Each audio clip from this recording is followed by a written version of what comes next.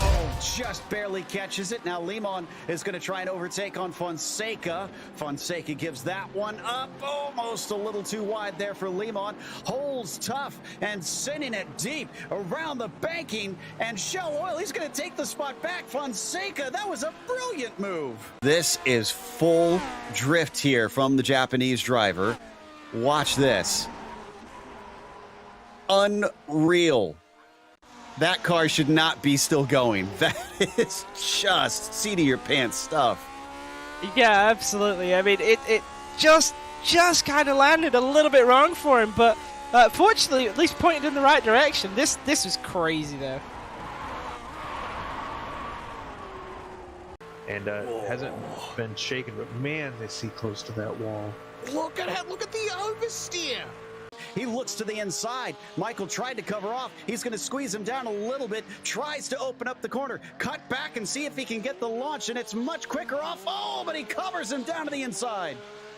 Oh my goodness, covers him down to the inside. I think there may have been a little bit of contact there, but Michael Johnson going to get the benefit of the draft here. You can see him closing down on the back of the 79. And there's the late move from Michael going down to the inside, trying to get into the braking zone. The red mist is up for these two, and down into the braking. Can Johnson get it done? Yes, he does.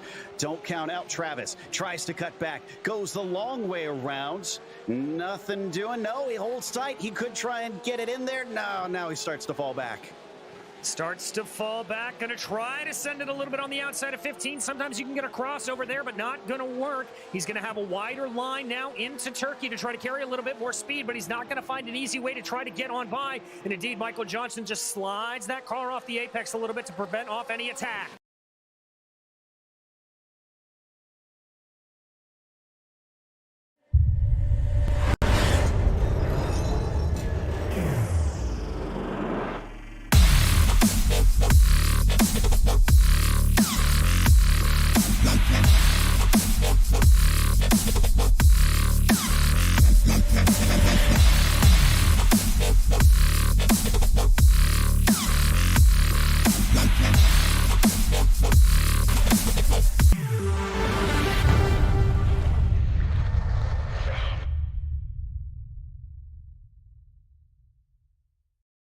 Hey there, I'm Nicholas Dubois, co-founder of Advanced SimRacing.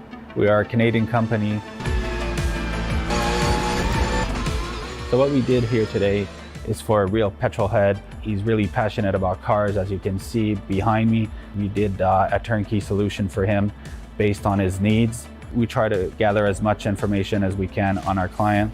And like we did today, we install a D-box system.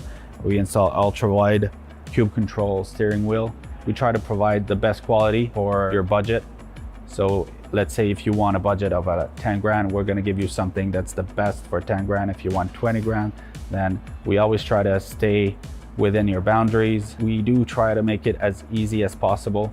So the client, once we install everything, it's pretty much gonna be a turnkey. So he's gonna press start on his computer, and right after, we'll try to explain everything, how it goes, how it works, and then he's ready to go. Our aluminum is from USA, treated in Canada, cut in Canada. So we do sand all our aluminum piece just to make sure the powder coat sticks to it. And that's one of the reasons why we use powder coat, is to make sure you have the best aluminum finish in the industry. And our quality is beyond what you can get with any other competitors right now. We are really, really passionate about all the gear, all the cockpits, all the sim hardware, and that's why we want to create something that's really going to reflect our passion into our product. Come visit us at advancedsimracing.com. You can always reach us if you have any questions. You can call us, you can text us, you can go on Facebook, like our page, ask us questions over there, and we'll make sure to answer every question there is. We are very passionate about what we do, and we try to make it as easier for you to go into the sim racing world, because there's a lot of gear, there's a lot of options, but let us guide you through your process, and let's hope you'll be an Advanced Sim Racing customer.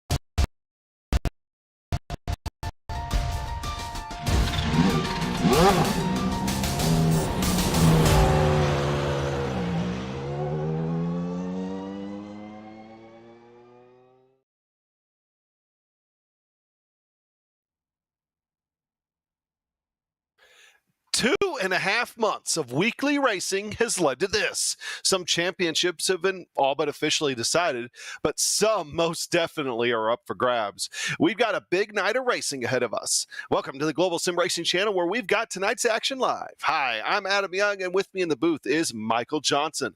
Behind the scenes, turning the knobs and twisting the dials, is our director, Zach Johnson, and he's using cameras provided by Dougie Beard.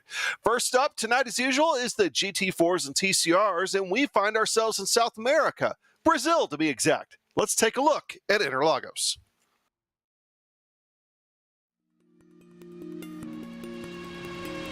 Welcome to Autodromo's Jose Carlos Pache. Most fans and drivers simply know this place as Interlagos. Starting life as an absolute behemoth of a circuit, this Brazilian track was eventually truncated to the version you see today. Having hosted Formula One for roughly 3 decades, it's become very well known on the international stage. But it has also held rounds in the World Endurance Championship, as well as frequently seen Brazilian stock cars, motorcycles, and even truck racing. There's little difference between its two layouts, which includes the GP course and the Moto course, which simply adds a chicane to the end of the lap. In both cases, it's a tale of two circuits. The run past the start-finish line and into the Senna S, followed by the blast towards the Descida do Lago, are very high-speed sections that come back-to-back. Drivers will need to focus on top end in order to attack or defend. Expect most passes to happen in those two corners. But from Ferradura until Juchao, the track suddenly twists itself into a mess of hairpins and frustratingly technical turns. This can make car setup a real compromise, and for the latter part of the lap, an absolute pain when dealing with traffic. Pit exit is also a narrow affair, so it requires drivers to take care when trying to maximize their outlaps.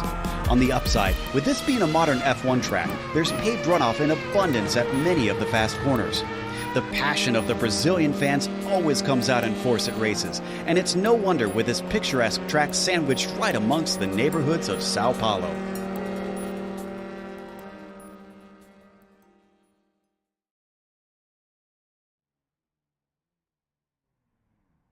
Well, Michael, you know, with Interlagos here, I mean, we've seen many great races in Formula One, GT3s, everything else here over the years.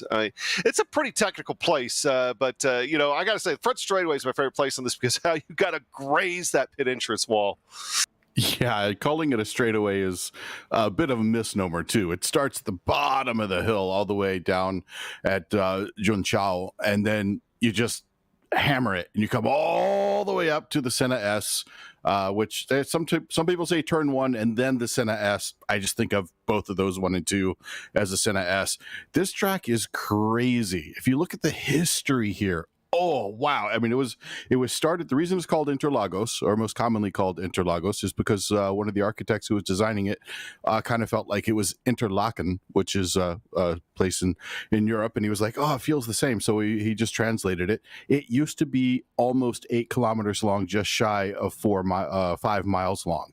It twisted, turned all back on itself, but now shorter version, GP version, we all know and love, 15 turns and 2.7 miles, a little over 4.3 kilometers. This place is a hoot. There is so much room to have fun and pass and draft and just, wow, it's one of the great courses of all time.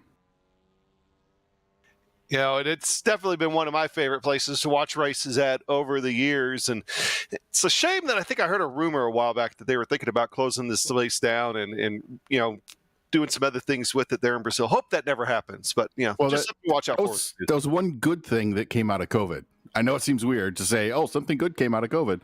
They were looking at building a track in Rio. Bolsonaro, the president of Brazil, was pushing this huge initiative to build a track in Brazil, and people were mad because in Rio, and people were mad because this place has history. This place, I mean, curves are named after famous Brazilian drivers. So yeah, you don't want to really mess with this place, and all the drivers love it. So yeah, no reason to do it, and a lot of people were mad, and COVID kept that from happening. So We Good deal. get to be stuck here. Yay. Good deal. All right. Well, hey, we do got a 35-minute race on tap as usual here for tonight. We're going to be settling some championships. First, we got to thank some people. Our broadcast is brought to you by ASR, owned and operated by passionate sim racers. Advanced Sim Racing Designs builds the sturdiest and most durable aluminum profile racing simulation cockpits available in the market today. Visit them at advancedsimracing.com. Tonight's broadcast is also sponsored by RaceLab. RaceLab helps you to improve your driving skills. With modern overlays, race statistics, and native VR integration, you can get the best out of iRacing. Start using it now for free at racelab.app. And today's broadcast also proudly sponsored by ButtKicker. ButtKicker products add an incredible immersion and realism to any game. Feel every nuance and truly put yourself in the driver's seat. Check them out at thebuttkicker.com. And finally, the PRL Multiclass series is brought to you by NinjaTrader. Ready to compete against the financial markets? Supporting over 60,000 users across the globe, NinjaTrader provides award-winning trading software and brokerage services. NinjaTrader is always free to use for advanced charting, backtesting, and trade simulation. Visit NinjaTrader.com to get started with a risk-free trading simulator and start tracking your performance. All right. Well, for the last time this season, let's go ahead and show you the point standings. We're going to start with the GT4 guys. Hey, Rob Campbell, I really think, and I said this last week, and I think it is indeed the case, all he has to do is just show up here for today, get some points, and that championship is his. Now, it's a good thing. He's had some connection issues in practice here for today. Hopefully he has that straightened out. The battle for GT4, though, is right behind him. Newhook, Lampy, Giroux, and Mulligan and Berquist. They're separated by only by about 22 points between those 5 positions. So that'll be a battle to watch for in the driver standings. On the team side of things, in the GT4 teams, here for today, 5-5 Motorsports, commanding lead with that. And the battle here is going to be for third between Fossil Racing, Car Ramrod, and Advanced Sim Racing. Just a handful of points between those guys. But the battle out of all battles this entire night is the TCRs, Michael. Yeah, you can say that again, or as we say in German, you can say that loud. Kannst du laut sagen.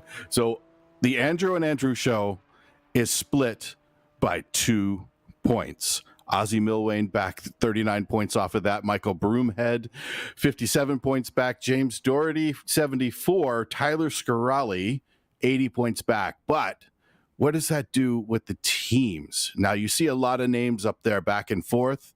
Look at this. Evolve Sim Sports, 528 points.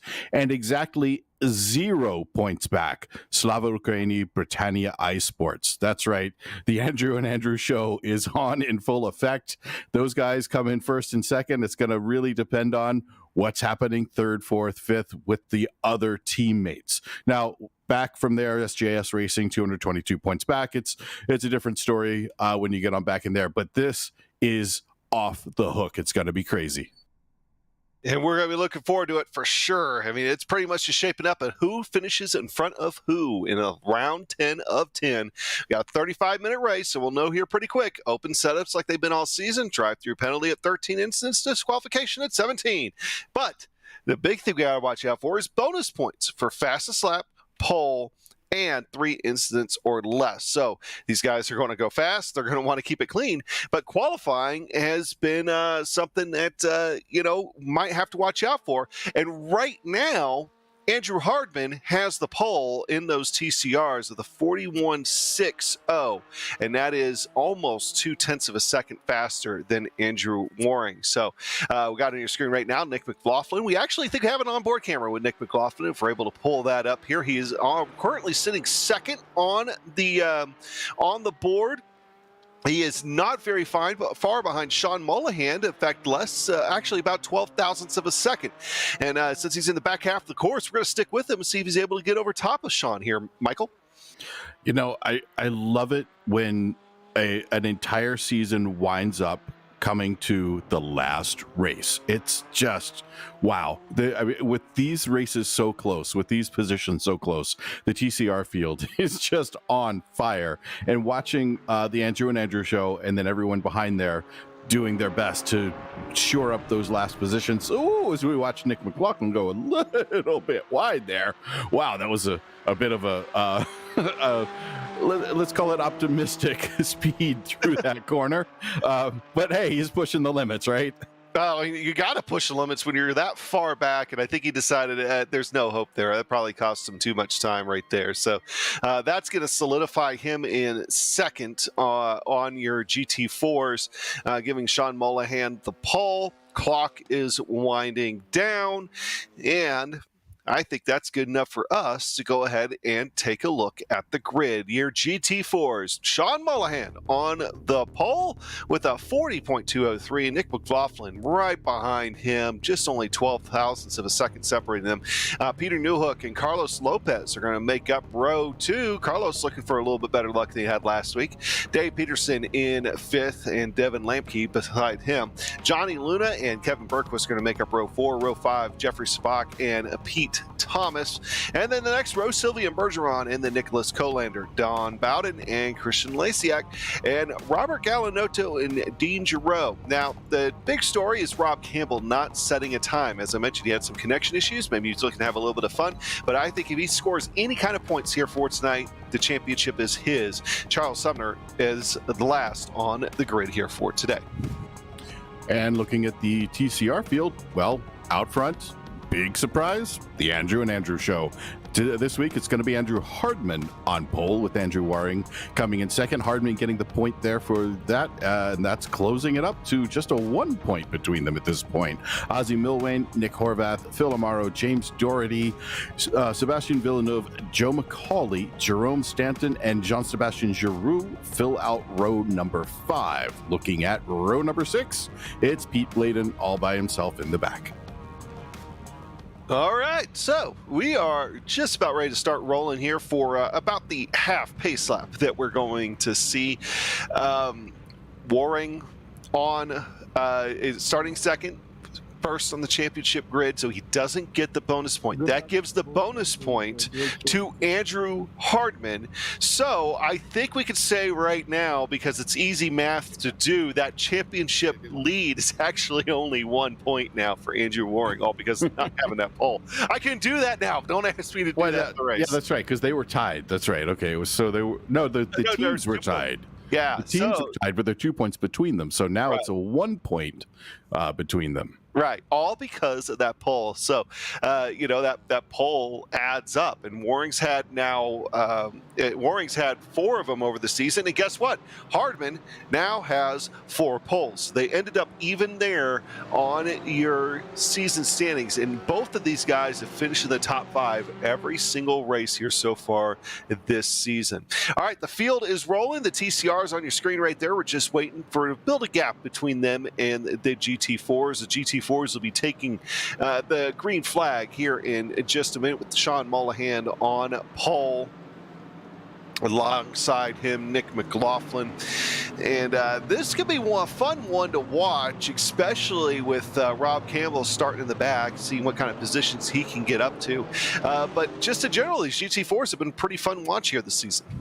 Yeah, the battle in the GT4s, you watch people like Peter Newhook, you watch Nick McLaughlin, Carlos Lopez coming in late in the season, doing just a brilliant job. I think he won his maiden race, or was it P2? I think he won his maiden race because of a connection drop from Rob Campbell. But I mean, there's so much class through this whole field. It's a lot of fun to watch. Yeah, we're riding on board here with Nick McLaughlin as he gets ready to take the green flag with Sean Mulligan on the outside of him. Here's Peter Newhook, live look inside his car as we're rounding the last corner. And kind of the straight isn't really a straight part, so I guess it's not technically the last corner. I don't know how it works. I don't know how the numbering works. We'll figure that out as we go.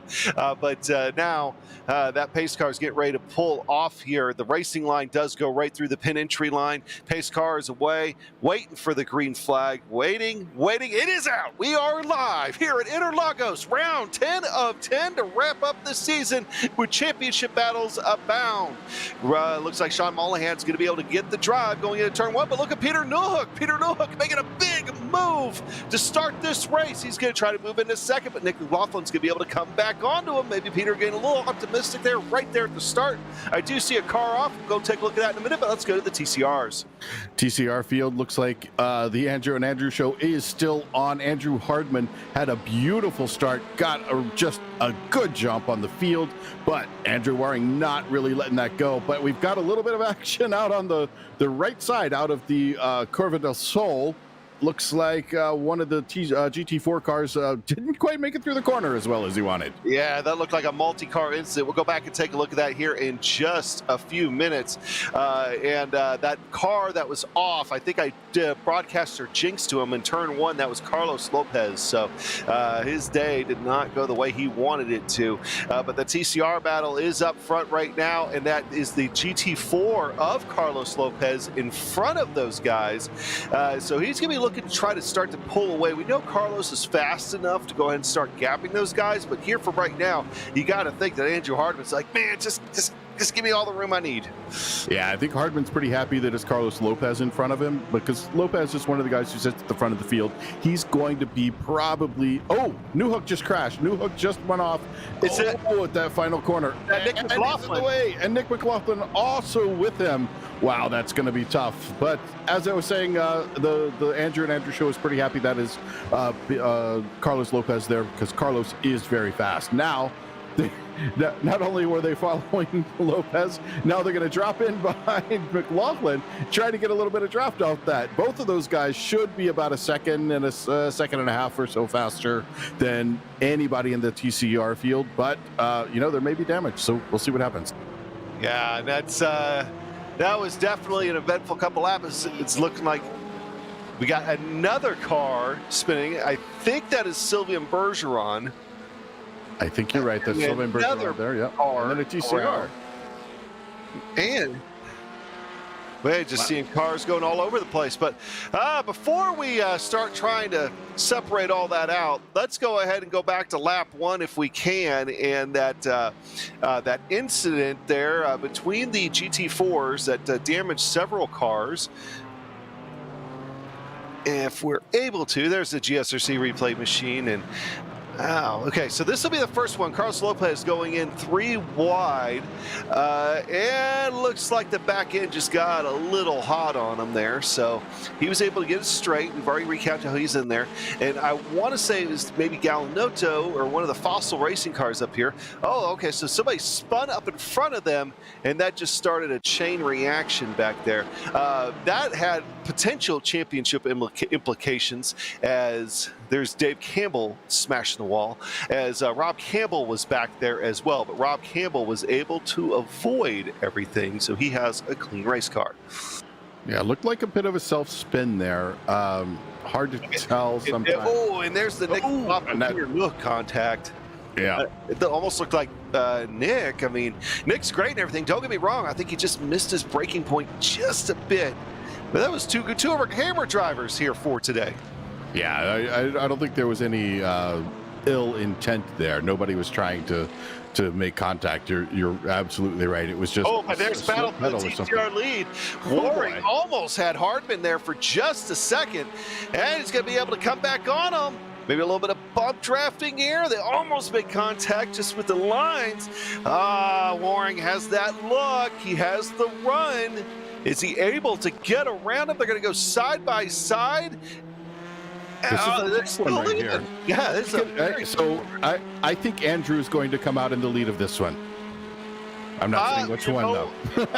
I would be careful about that commentator's curse. You don't want to get the both of them and give Ozzy Milwain the lead here. Well, that's true, too. But, hey, look at that. It's Ozzy. Fourth. Wow. Ozzy is definitely mixing it up. And, we were talking last week that there were some, teammate stuff going on, and Ozzy was wanting to try to get up there to try to separate separate the group out. And Ozzy is in play here for today as he looks to maybe try to slide in there and take second. Everybody goes a little bit wide. Everybody survives. Good 3-wide racing, but that is going to slot Hardman there for a split second back to third. But now we have the Andrew and Ozzy show, as Andrew Hardman's going to have to dive into the inside, able to take that second position back, but here comes pulls Ozzy back the other way. Does this mean we have to call Andrew Hardman Harriet now? So the Ozzy and Harriet show?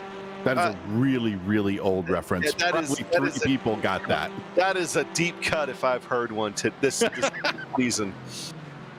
Wow. So, yeah, running down the straightaway, down the front straight, looks like we've still got Andrew Waring in the lead. He was able to hold on. It took him an entire half lap to make that pass finally stick. And I think Ozzy Milwain definitely helped him out a lot. There was that side-by-side and Ozzy sticking his nose in there helped when they finally got around to the little orange tree. But wow, that was some racing. I expect to see this go back and forth a couple of times, but looking at what kind of cars I'm seeing here, it's looking like the team's championship might be leaning one way over the other pretty strong. Well, I will tell you that Rob Campbell has decided to go ahead and call it a day. So your GT4 champion is done. Rob, if you're listening, I'm pretty sure we can tell you our congratulations. Go ahead and hop in the booth if you get a chance. We'll pull you in at some point. Make sure you get your interview. But this battle here is the battle on the racetrack. Three-car battle for the lead in your TCRs. It seems like last back half of the season, we have followed the TCRs a lot more than GT4s for good reason. These guys have put on a spectacle. Yeah, but I want to point out there was a gap. So Sean Mulholland had quite a gap going over Kevin Bergquist, but Kevin was like, no, I think I want to go race with somebody. I'm tired of racing with Johnny all over my butt. I'm heading up to go see what Mulholland's doing. So he's closing that down. It's about 1.7 seconds now. He's really trying to close that up, but it's going to be tough. Look at him there. He's just getting the nose in. Oh, trying to put the throttle down a little bit too light on the brakes. Comes out of the corner really well. But look at that. Nick McLaughlin turning the fastest lap of the race so far. Yeah, and he's right in front of him, or now right behind him, is Peter Newhook. I think those two are just kind of trying to give each other some room and not... And Carlos Lopez, too. Yeah. Looks like Carlos is trying to get around him. And that orange car you see back there is Charles Sumner as well. So trying to go on a recovery drive for those guys. But there's Johnny Luna now moving into second position. He clears Kevin Bergquist up in second and third of your GT4s. So that battle was settled. We were talking about Johnny Luna decreasing the gap on Bergquist. Well, now he just finished the job on them. Yeah, but it looks like Bergquist is back around. Yeah, no, he's not. That keeps going back and forth. If we can, Director, if we can get I know we're only a couple laps into this, but let's go ahead and pull up the lap comparison between Johnny Luna and Sean Mulligan. I'm mostly interested here in the last 2 or 3 laps, even with the pass on Bergquist. My eyeball test here is telling me he is really starting to gain on Sean Mulligan. Yeah, it looks like a big gap there, lap 1, lap 2, but those are hard because that's on cold tires, lots of traffic. But then lap 3, lap 4, that's 0.3 and 0.5 of a second difference there. Yeah. Big difference per lap. So and we're getting ready to get that's going to happen. Lap 5 here, and Sean runs a 41.216, and wow, almost 0.7 of a faster last lap there between Sean Mulligan and Johnny Luna. But Johnny Luna did... Oh, okay. He's back. That scared me a little bit. He did have a little bit of a connection blip right there. So, but Johnny Luna is the fastest car on this racetrack right now. And right now, all he wants to do is chase down that yellow and black Aston of Sean Mulligan. He still has Bergquist right behind him. Can't count Bergquist out just yet. But that race is on. Johnny Luna has nothing but an Aston. His sights on an Aston here at this point. All right, battle on the racetrack. If we go back to it real quick, see where we're at here with the TCRs. That's Andrew Waring still in front of Andrew Hardman, but Andrew Hardman was thinking there for just a second that he might try to take a peek. Yeah, and he's probably pretty happy to be where he is right now. He's got control over the gap to Ozzy Milwain right behind him. I think he'd like to have a little help from a teammate maybe, but at where he's sitting, he's comfortable. He doesn't have too much to worry about, and he's going to be able to save some fuel right there. So we'll see what happens when we go through that pit rotation, how much time it takes for him to take on fuel, how much fuel he takes, and then of course his cone-to-cone time. We've been watching him, and both of these guys of the Andrew and Andrew show are excellent, and we rarely see even a 10th separation between them. It's almost identical every single time. But I also want to take a look back into the GT4 field momentarily. We had some action moving through there. Carlos Lopez is working his way back through the field. He pulled a beautiful pass, Aston on Peter Newhook. He was able to get around him, and he is just walking away from him, trying to catch up to the cars in front of him, having a tough time, but now he gets around Nicholas Collender, and he's got his sights set on Nick McLaughlin. Yeah, Peter Newhook's able to get around him as well, and Charles Sumner looking for the opportunity here to try to get around him.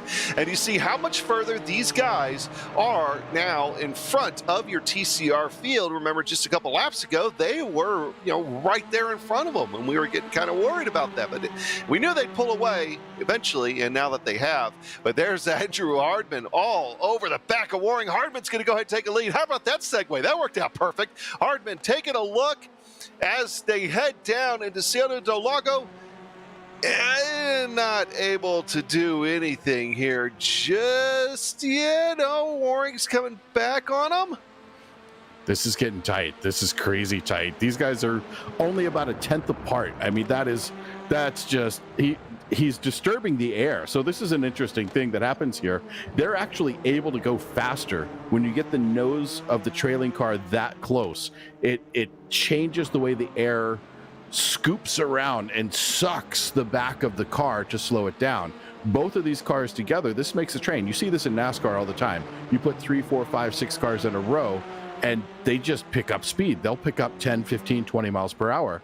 These guys are going to be able to really fly, especially sticking that close together. But now they 2 quarter second apart, now closing up as they go into braking, coming out of that last corner to head up the hill. This is not over. It's definitely not over. Oh, I would definitely say not, as they're getting ready to fly down the front straightaway here. They go past pit entry. This is another big drafting part. I mean, as you go down to turn 1 and start the Senna S complex, and everybody's going to stay right in line, right nose to tail. But that sets it up to where these guys have really been racing at very hard, is going down the Rito Oposto in this back straightaway or side straightaway, or however you want to phrase it. Is they got the GT4 there, one of the Fossil Racing machines on the inside. Is they've been a couple moves already in this part of the track. Yeah, when you come down into Ciudad del Lago, which is, I forget the exact translation, but it's right there. It's by the lake right there, as you can see in the background. That is that's a really good passing zone if you can get the draft. However, look at this. There's a little bit of a gap. Is this something that Andrew Hardman can hold on to? Or is maybe Andrew Waring trying to go, I think I'll save some fuel now and see what I can work with? He's got Ozzie Milway, his teammate, right behind him, and they think they're ready to lock up the championship for the teams. So this could be an interesting play right here. Get the team championship, but maybe not the driver championship. Well, meanwhile, I want to go back and check in on your GT4 leaders. We'll keep an eye on those guys and see if they swap positions.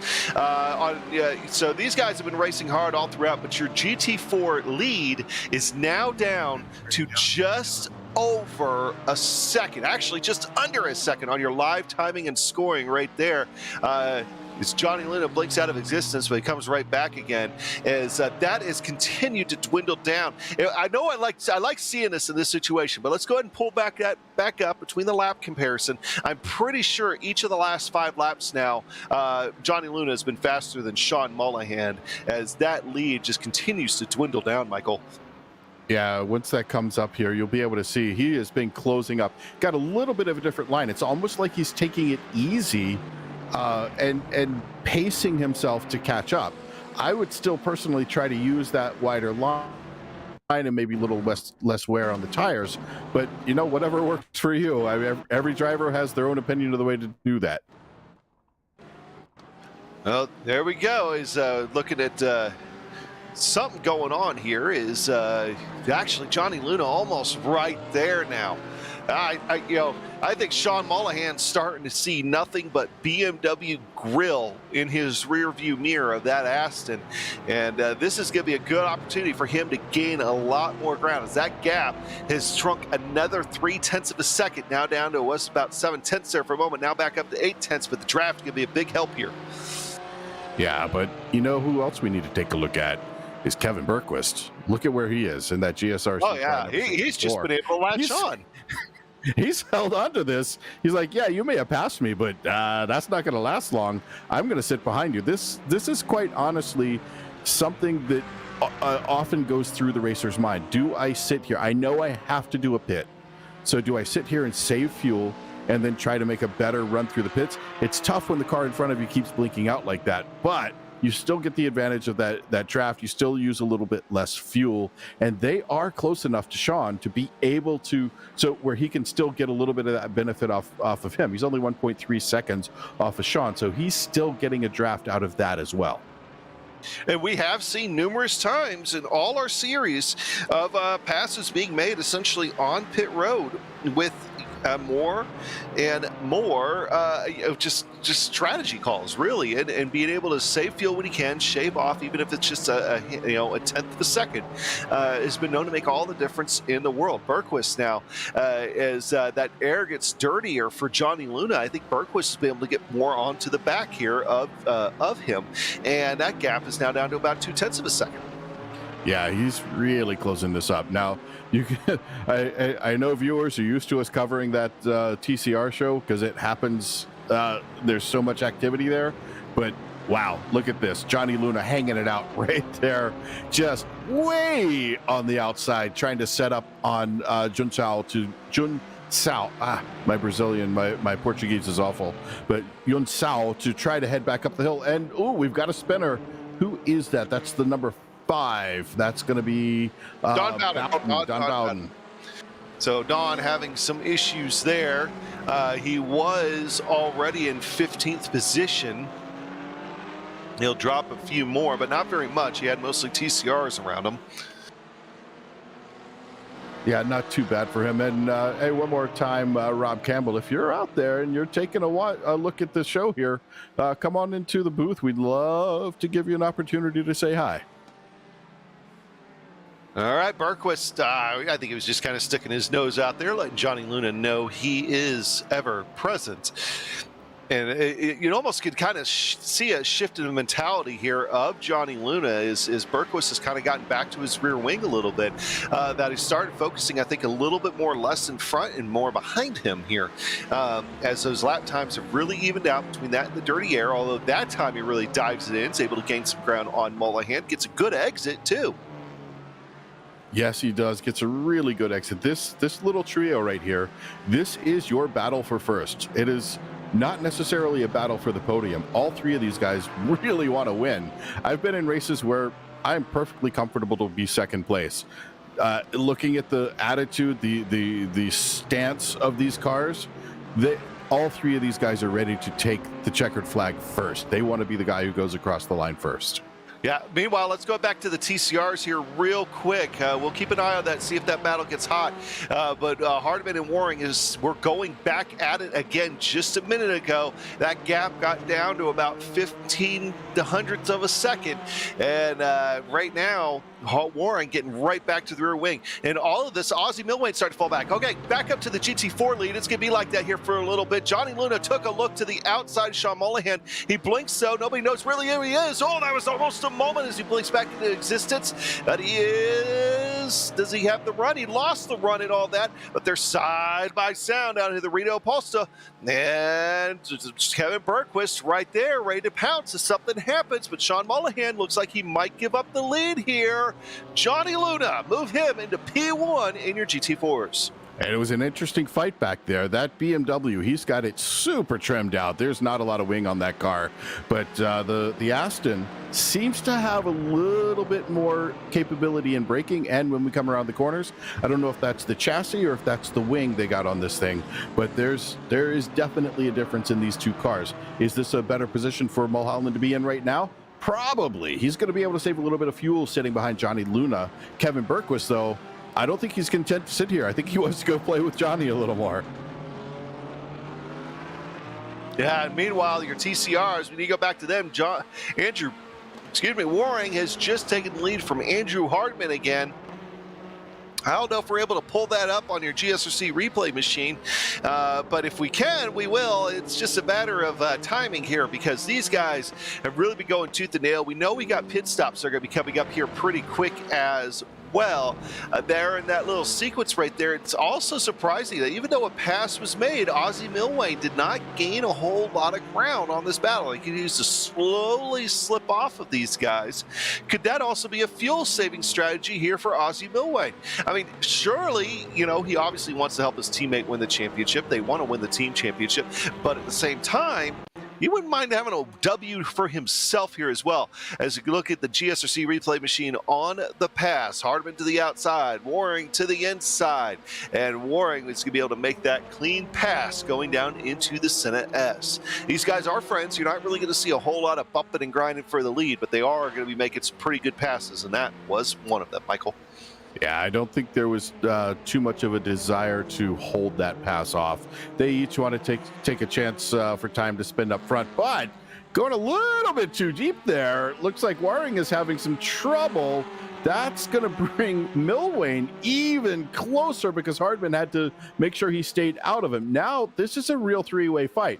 At Milwain trying to follow Hardman down. Hardman gets in front, tries to go into the corner. Wow, this is going to be tight. Ooh, almost looked like a little bit of a bump draft, if you will, from Ozzy Milwain as he just kind of bobbled a little bit. But now we are side by side once again, heading into the Ferradura and eventually the Curvadura Laharia. I'm sorry, my Portugal is awful too. I shouldn't even try. Just say Little Orange Tree. That'll do it. Little Orange Tree. As Andrew Hardman looks like he might slot back to third here. But still, though, he's in third. We still got pit stops to go. Don't count them out just yet. These guys continue to run neck and neck.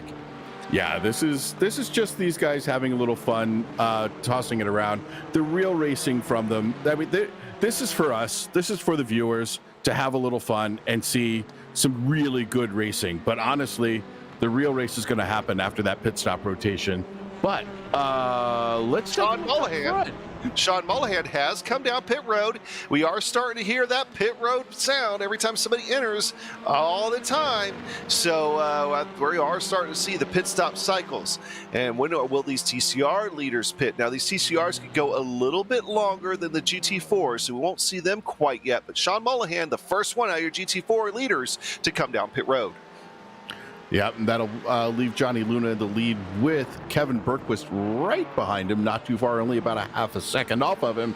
He's trying to close this up. He wants to sit there in the draft and not use much fuel. He wants to kind of be efficient. And I've said often, and well, daily practically, is racing is not about speed. Now that everybody's head has exploded, racing is about efficiency. Speed is the byproduct of efficiency. Now that's got to be frustrating right now for Kevin Bergquist with Johnny Luna's car disappearing like that, because he does suddenly lose that draft. There is no longer that Sean hole up there in front that Sean's car was making. So it's got to be a little bit frustrating for him in that 64 car. Yeah, surely it does. I mean, we already saw kind of a heart attack moment earlier when Sean Mulligan was having to try to defend from Johnny Luna, as we're starting to see both those guys fly down pit road. Okay, so now the next question is, they're going to be making their pit stops. Where is Mulligan? That's where we're going to be watching Sean Mulligan starting to make his way down the front straightaway. He's going down the Curva de Sol now. And it's a kind of a long complex here, so it does take a while to get down there. He's passing pit entrance. These guys have not started moving yet. I think that Sean Mulligan's going to be the one that's going to be coming out big here on this pit cycle. Maybe, maybe not. They rolled right when we weren't looking. All right, they're going to come out same positions they were when they left. So move Johnny Luna back up into P1. It's going to be close. It looks like Luna's going to be in first. Yep, that Aston Martin's going to slot into second, and then Kevin Bergquist is going to sit in third place. Now, the show is on. Now the gloves are off. So watch how these guys try to develop the last part of this race as they're closing up on some lap traffic from the TCR field. In your TCRs, Andrew Hardman has pitted. He did come down pit road. So Hardman in the pit lane, doing his thing, trying to get some fuel. How long is he going to be stopped for? He is actually back out now, so he is back on the run now. With our leaders, though, we've got Milwain and Waring up front. They're probably going to try to make that dive this lap, but there is no guarantee. We've seen these guys run a couple of extra laps. Now, behind them, that's going to be Carlos Lopez. Carlos is looking to make up some time. Carlos had that early incident, kind of got spun around. He is currently in P4 of the overall and the GT4 field, so he's looking to make some room here. He'll have a nice little draft from these guys coming off this corner. That can help him out quite a bit because he has looks like who was that on his tail? Was that Peter Newhook? I think that's Peter Newhook behind him. Waring's going to be coming in. His teammate's going to be coming in here as well. This is not a bad call. Instead of losing time with Carlos Lopez trying to get around him, they'll save time by just getting him down pit road now, letting that happen while they're off the racetrack. And now we need to look where Andrew Hardman is. As these guys come down and make their stop, Andrew Hardman is passing pit entry right now. He is going right past the pit entry. Now, where is Waring? Waring and Ozzy, they're both coming out. This is going to be another really tight one as we watch. Looks like, oh, this is going to be tight. This is very difficult for the cars on the inside. Hardman trying to get the hammer down, get out ahead of these guys. I think he's going to be able to get ahead of Ozzy, but I don't know if he's going to be. Oh, this is tight. Look at this with that other TCR car in the way. Is he's going to let him by? Yes. Looks like the lap car is going to let him by, going way wide outside there. Yeah, good move by Pete Blayden by just getting out of the way. He knows what's at stake. He knows these guys are fighting for a championship, so he was going to facilitate that any way he possibly could. He doesn't want to have his name to be an asterisk somewhere in this case. And Andrew Waring is going to be the leader after the pit cycle here. We are running down just under 8 minutes left of this race with the gaps now between them. Andrew Hardman back by about 0.8 of a second. Ozzy Milwain another half second behind that. So still fit them, all three of them, on your screen right there. Yeah, as we watch these guys run, I love this part of the track. It is so much fun. You're so slow, and this is where you really know if you've gotten your setup right for the less downforce capable area of the track. That's all about your chassis. How did you get your dampers? How did you set your camber? Yep. But now we're back up into where you've got these sweeping turns. You need a little bit of that downforce, but not too much as these guys rocket off. We need to go back to your GT4 lead here as Sean Mulligan has really gotten back to the rear wing of Johnny Luna, and in turn Bergquist is right back there as well. And don't look now, I don't know if he's pitted yet or not, but here comes Nick McLaughlin on his recovery drive. Sean Mulligan's going to take a look to the inside.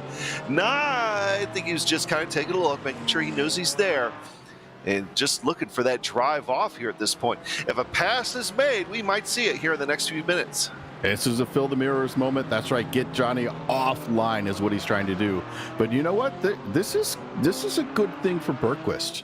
This is a great thing for Bergquist because these guys are going to be going at it hammer and tongs. Look at that, trying to fill up those mirrors, get his nose down on the inside. Now he's disappeared, trying to come off the corner. Ooh, Bergquist getting a little bit wiggly coming out of there. But we got our two leaders, Luna and Mulholland, trying to make an even greater show for us. Let's hope Johnny Luna's connection issues don't take him out of this race. That would be heartbreaking. But I think Kevin Bergquist might appreciate that at this point. I think Berquist had a little bit of target fixation there, was looking at Luna when he blinked away and made that mistake, and it's going to cost him some time. He's fallen back to almost about a second and a half, maybe 1.8 seconds on those guys, almost back into the clutches there of Nick McLaughlin. This is now the battle on the racetrack between Luna and Mulligan. We are still having our eye on the TCR leads. Don't worry about that. But Mulligan maybe sneaking to the outside, going to cross him back over to the inside, and Luna going to shut the door there.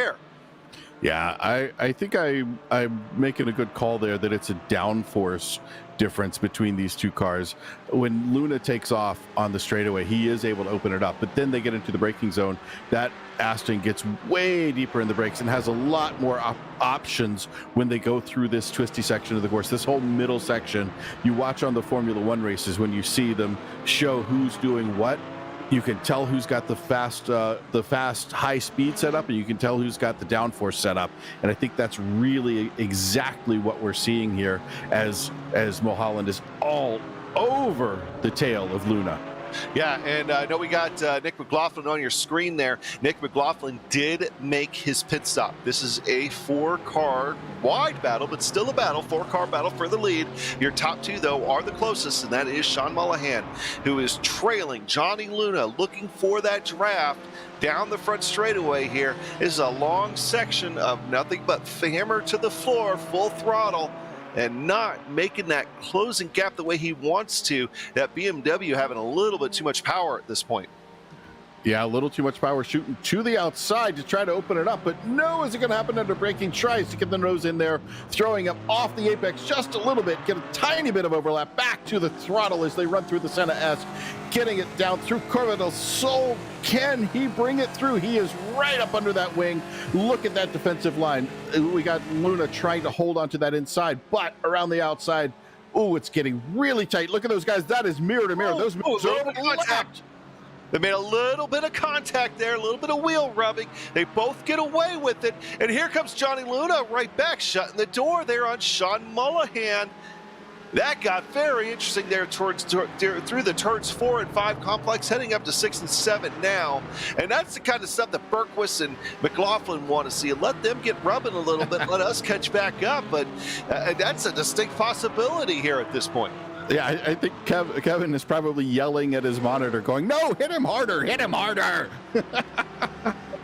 It might very well be. I think he got beat. So this is really getting to be an interesting fight. We've got two Porsches fighting for third place. We've got the Aston Martin in second, running up on this BMW in first. And I think we just had a DQ. The number 70 just DQ'd. That's going to be Stanton. Jerome Stanton is out of the race here for today. All right, we've been focusing on these guys a little bit. Let's go back over to the TCRs. Andrew Waring out in front of Andrew Hardman. If Andrew Waring is able to pull off the win here for today, now this is my rough math. I shouldn't do math on the air. I know this. I'm going to do it anyway. Andrew Waring, of course, if he wins, he's going to walk away with this thing. It's going to be his championship. I think Hardman right now, depending on how the bonus points lay out for fastest lap, it's calculated differently for the TCRs. We've got to wait for the results to come in from iRacing after this race. I think Hardman would need Waring to finish third or better. Yeah, Waring has fastest lap, I think. If I'm scanning through here, no, actually, oh no, sorry, that was a GT4. So yeah, I think Waring has fastest lap. Hardman has pole. So those two cancel each other out. Now, this is getting really interesting, and I don't know how many incident points they have. Let me see if I can find their incident points. I think they're at 0. Could that be possible? Are they at 0 incident points? I haven't seen them go off. It is possible, so that would cancel them out as well. So they're under the limit on incident points. So they are absolutely even at this point. It looks like Hardman needs to win this if he wants to take the championship. So interesting and interestinger, or something like that. I've heard that before. Curiouser. There we go. That was the one. Yes. Now, look at how they're dropping Milwain, though. I think Waring has decided, I appreciate the help from my teammate, but right now, this is a little bit too much pressure. The Andrew and Andrew show is in full effect. This is nonstop, non-commercial hours. We have our white flag, and it looks like it is still going to be Johnny Luna out front. And looks, yep, we got Sean and Kevin and Nick all right there. That is a train of 4 for this final lap. All right, final lap in motion here at Interlagos. Sean Mulligan is losing ground to Johnny Luna. He might fall back into the clutches of Bergquist before this lap is over with. He really needs to throw it in here for a few corners, see if it sticks as he goes after Johnny Luna, as it's not as close as it has been the last couple of laps. Johnny Luna, this is a guy that has had some trouble this season. There's no way around talking about that. He has had things that have not gone his way. Today might be a time that it goes its way. He's got about a half track to go. Nick McLaughlin taking a look on the inside here of Kevin Bergquist for third in your final podium spot. Don't know if that's going to stick. He's probably going to have to slot behind Bergquist back here. And Mulligan continues not to be able to gain much ground on Johnny Luna. But he still has a good draft section to go, and that's the same for Nick McLaughlin as well, trying to get to Bergquist. That gap continues to widen. That is now up to 0.6 of a second, 0.7 of a second. Collapses down a little bit of the corner, but now it's full throttle from here to the checkered flag. Look for Johnny Luna to maybe move around a little bit, maybe break up that draft. Mulligan within a half second here. That falls back. I think we're going to be able to give this win to Johnny Luna, picking up the GT4 win at Interlagos. Sean Mulligan second, Bergquist is going to come on third, Nick McLaughlin in fourth. Here is the battle we've been following all season. The Andrew and Andrew show is on for the last time in the TCRs. Andrew Waring has a big lead, at least big by comparison's sake, from what it's been most of this race, over top of Andrew Hardman. They still have this draft section to go here as well. If Waring's able to bring it all the way to the checkered flag, he's going to get the championship. He's moving around, breaking up the draft. He's got the weave going. Can't do that weave too much. Andrew Hardman has a run down to 0.3 of a second. It's not going to be enough. 0.2 of a second. Andrew Waring brings home the TCR race and your championship. Andrew Hardman in second. Ozzie Milwayne brings it home in third. Wow, what a run. Wow.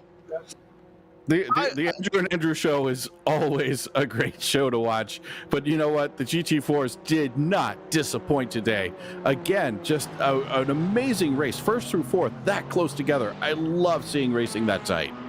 We know that the GT4s and TCRs aren't going to be together next season, so that was a fantastic race for both of these classes to kind of close out their multi-class, even if it's brief, their multi-class history together in the PRL. Fantastic drive. Congratulations to Johnny for getting that win. Congratulations to Andrew Waring for the championship, as those Evolve guys now lining up here on the front, on the back straightaway and trying to get a little bit of a photo op in here. Yeah, do some burnouts. There we go. Burnouts. Man, having some fun. Hey, let's go ahead and bring down your finishing order here real quick. We don't have to do any math. I'm okay with that. I'm okay with not having to do any math to figure this thing out here for today. Johnny Luna over a half second over top of Sean Mulligan. Don't let the fact that Bergquist and Nick McLaughlin be almost 2 seconds back distract you at all. The fact that Nick McLaughlin did that on a recovery drive to get back up there and race with these guys, and Devin Bergquist being up there all race long. Mulligan, Luna, class of the show. Lamke coming home fifth. Carlos Lopez with the recovery drive in sixth. Same with Peter Newhook. Charles Sumner getting the top 10 in eighth. Nicholas Colander in eighth. Pete Thomas in 10th. Go back to 11th. And that's going to be Jeffrey Spock, Sylvian Bergeron, a couple of the other guys that had troubles during the race. But there is who we believe will be your champion. Rob Campbell called it quits after one lap here for today. He brings home at 15th. That's your GT4 champion right there. How about those TCRs? Well, the TCR Championship are the race results. As usual, it's the Andrew and Andrew show. Andrew Waring taking it by a quarter second, slightly over. What a finish. Ozzie Milwain about 1.2 seconds back off of that. Also part of the show today. So Andrew and Ozzie. Wow. Great driving, guys. James Doherty bringing it in third, Nick Horvath fourth, Sebastian Villeneuve in sixth, Phil Amaro in seventh. Did I skip somebody? I said Nick Horvath. Yeah, okay, there we go. Phil Amaro, Jean-Sebastian Giroux, 1 lap down. Joe McCauley also a lap down with Pete Bladen in 10th. Then, of course, Jerome Stanton, 4 laps down in 11th. He was that early retirement, got DQ'd. Yeah, and that was pretty much that. All right. First, I see we got Sean Mulligan in there finishing second in your GT4s. We'll grab him and let Michael talk to him. Well, Sean, quite a race. It looked like you pretty much had it in hand for the first part of the race. Then, look, Johnny kind of found a little hole, made it through there.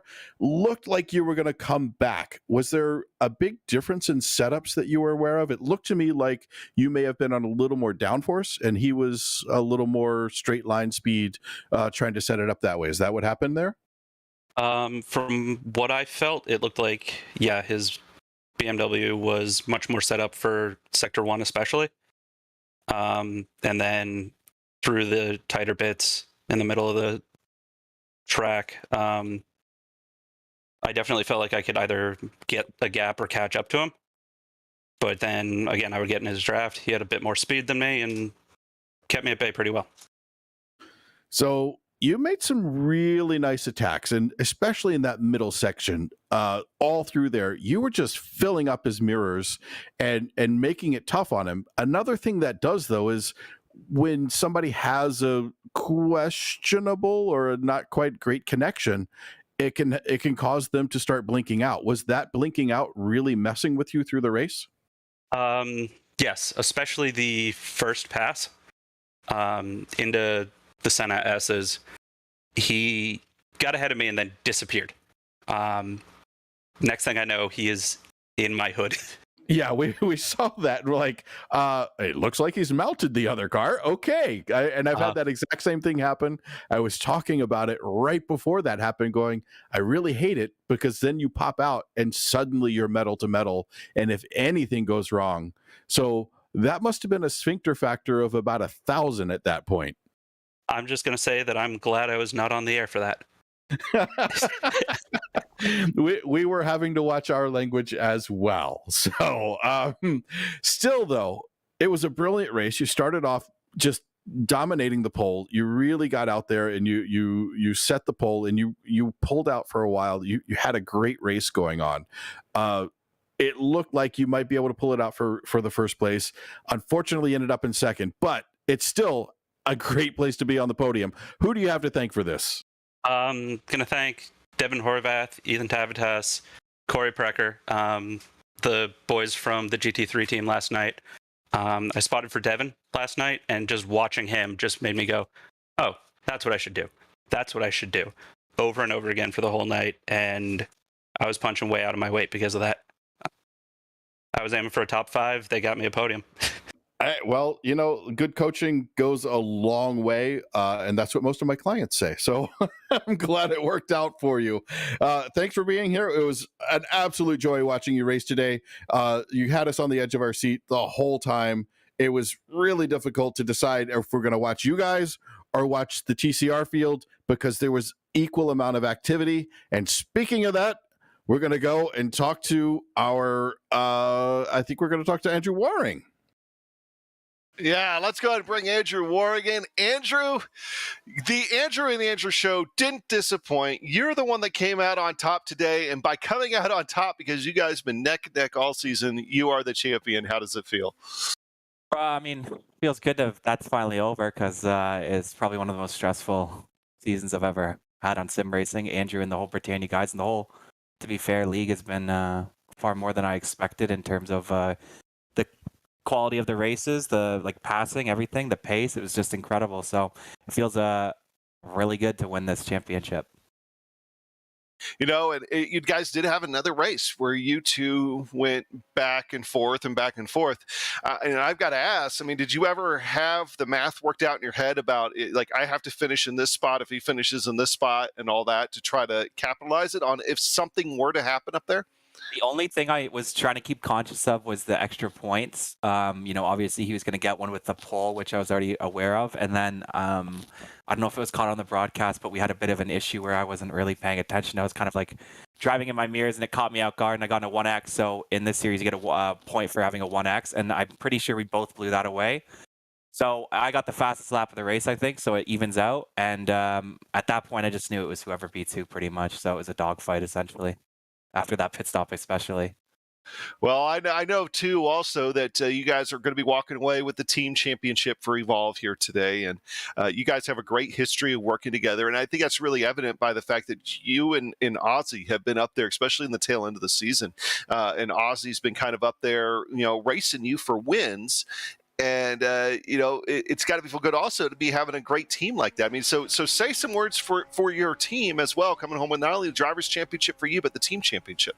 Well, I mean, first of all, it's kind of unfortunate that the two other Britannia boys couldn't make it. I'm pretty sure they were affected by the pretty severe storm that went through Canada, at least Ontario part of it. So hopefully they're all right. It's honestly just a shame that they didn't make it. We kind of knew right from qualifying. But, you know, we've been putting in really quite a bit of effort all season. You know, we have Nick as well, who has been slowly making good strides, and like, you know, he almost was able to get fourth there, and he's always been a really good core member of our team. But yeah, Ozzy, like you said, you know, him and I have been working together for a long time now in sim racing, and this series really I think brought light how much tire conservation is a good factor in racing. And I think you saw his progression through the season. You know, he went from being up there all the time in pace, but he'd fall off. And then, as you saw in this last race, like, he was only 1.6 behind and a very serious threat at some points in the race where, you know, he's my best friend in real life, but I wouldn't hesitate for him to stick it down the inside there a little bit. So it was, it's really like I said, it's really encouraging to win. And this is our first ever Evolve team championship. So it's a big deal for us. Well, we definitely appreciate you stopping by. Nothing but congratulations for you guys. Anybody else you'd like to thank before we let you go? You know, we had some outside help from Steve Driscoll this week. He's part of the Evolve team. He's part of our other division, kind of, but he helped a lot with setup. And again, thank the whole Britannia, the Gollenberg, like everybody on that whole Britannia squad. They reached out and invited us to do this series. It was great. And then honestly, just my team, Evolve, everybody on that team, PRL, and then you guys at GSRC. I cannot wait to look back at the broadcast and enjoy the commentary and the action. So just want to say thanks for the whole season from everybody. Well, we appreciate it. And also, good luck to the guys that were affected by that derecho the other night. That was a pretty raw deal. I was watching that. So good luck to those guys. And Andrew, congratulations one more time, buddy. We'll catch you around. And with that, I think Michael is going to catch up with Andrew Hardman. Indeed, I am. Andrew, one half of the Andrew and Andrew show didn't work out exactly like you wanted today, but I got to tell you, my friend, that was some amazing racing. Holy cow. You guys really put on a show today. Yeah, you know, I came off second best, and I think that Andrew Waring drove an amazing race and an amazing season, so hats off to him, first of all. Ozzy certainly made it interesting. It was good for him to get in there and make more spicy, but certainly it was a good race and a great season. So at one point, Ozzy getting in there, dicing it up a little bit, had you in third. Did that worry you at all being back there, or did you feel pretty comfortable about being able to get back around him and make a really good fight up onto the other Andrew? So that was probably the worst thing that could have happened. I mean, obviously crashing and whatever, but like in the context of being with the leading pack, Ozzy getting by me and Waring being out front was kind of the worst case scenario, because I know that Ozzy is very good at making his car very wide, and so I chose to dive into the pits a bit early to sort of avoid having to pass him and maybe use up my tires too much. So, I really, that was the point of the race where I made I think a mistake that cost me it, where Andrew had a mistake in front of me, but I was lifting and coasting, and I was not there to make the pass on him. So that created the kerfuffle, and then Ozzy got passed, and then I had to pit early, which was a disadvantage. But it's something I'll learn from. I'll make sure to be there whenever there's an opportunity, because as good of a driver as Andrew Waring is, he does make mistakes, and I need to be able to capitalize on them. So do you feel like it put you at a little bit of a disadvantage today when you did not have your teammates there to be able to help you out in those situations? You know what? I can't say it didn't affect it a little bit, but those guys have done so much for me all throughout the season, and all throughout my sim racing. I guess I call it a career, but it's not really a career. It's just more fun. But those guys have made it fun and made me the driver I am, where we practice always together. We do everything together. We're best friends. Tyler and Mike are, definitely responsible for every bit of my driving skills so far, and we'll carry it forward together in next season and seasons forward. Thank you. So what is your plan for next season? So I will be continuing with the PRL series in the GT3 Sprint series. So that's not the fixed setup. Then I'll also be doing some of the majors races as well. That major series, I did the Indy 500 and I loved it. So I'll be coming back for more for sure. And then, after that, we'll see.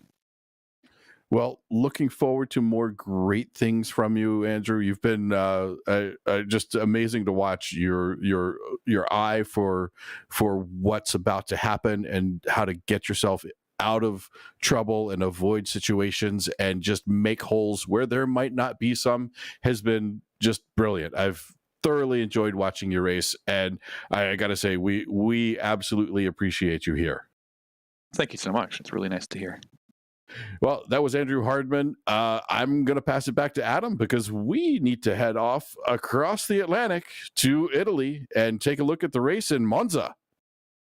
Yeah, and we'll be firing that up with your GT3s and your LMP2s in just a minute after this break.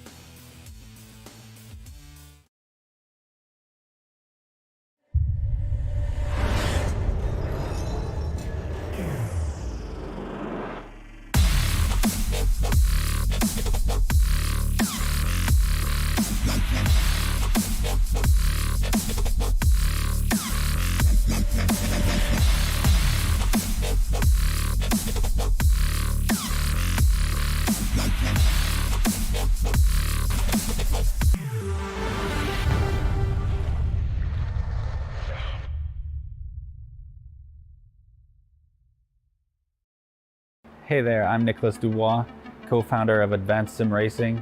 We are a Canadian company. So what we did here today is for a real petrol head. He's really passionate about cars, as you can see behind me. We did a turnkey solution for him based on his needs. We try to gather as much information as we can on our client. And like we did today, we install a D-Box system. We install ultra-wide cube control steering wheel. We try to provide the best quality for your budget. So let's say if you want a budget of 10 grand, we're gonna give you something that's the best for 10 grand. If you want 20 grand, then we always try to stay within your boundaries. We do try to make it as easy as possible. So the client, once we install everything, it's pretty much gonna be a turnkey. So he's gonna press start on his computer, and right after, we'll try to explain everything, how it goes, how it works, and then he's ready to go. Our aluminum is from USA, treated in Canada, cut in Canada. So we do sand all our aluminum piece just to make sure the powder coat sticks to it. And that's one of the reasons why we use powder coat, is to make sure you have the best aluminum finish in the industry. And our quality is beyond what you can get with any other competitors right now. We are really, really passionate about all the gear, all the cockpits, all the sim hardware, and that's why we want to create something that's really gonna reflect our passion into our product. Come visit us at advancedsimracing.com.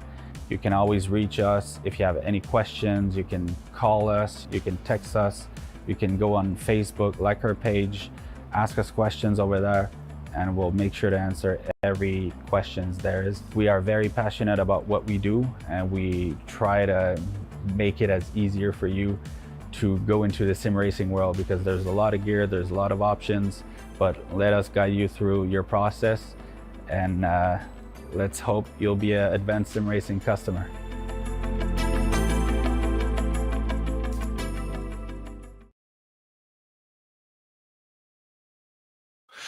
Welcome back to GSRC and Championship Night coverage of the PRL Multiclass Series Night. We've jumped on the virtual plane and have found us on the other side of the Atlantic and to the north.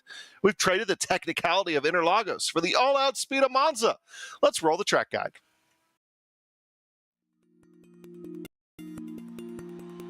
Welcome to Monza. This track has a major place in racing history, not just for the legendary races, names, and cars that have been here, but because it was the third purpose-built car racing circuit in the world. It's often discussed and reverenced among fans, and especially by Italians, who have nicknamed it the Temple of Speed. In fact, the Ferrari fans here are so famous for their devotion that they have been dubbed the Tifosi and never fail to show up in droves. While the real world offers only 3 feasible layouts to race on due to safety, in iRacing, the inclusion of the oval and the lack of safety concerns gives it a stunning 9 versions drivers can choose from. The modern GP layout is of course the most well known, with its long history of hosting the Italian Grand Prix. But the oval and combined circuits allow those who thirst for more speed to satiate that craving with its insanely high banking.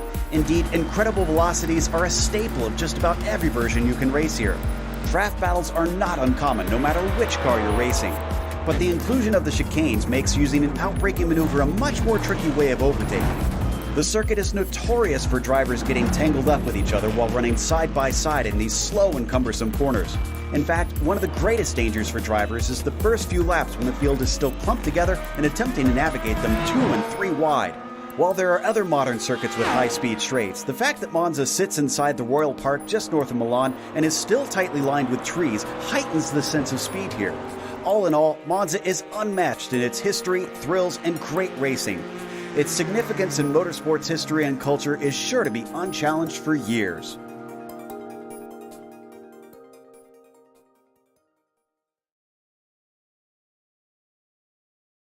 All right, so Monza. I mean, it's one of those places that doesn't need a whole lot of introduction, Michael.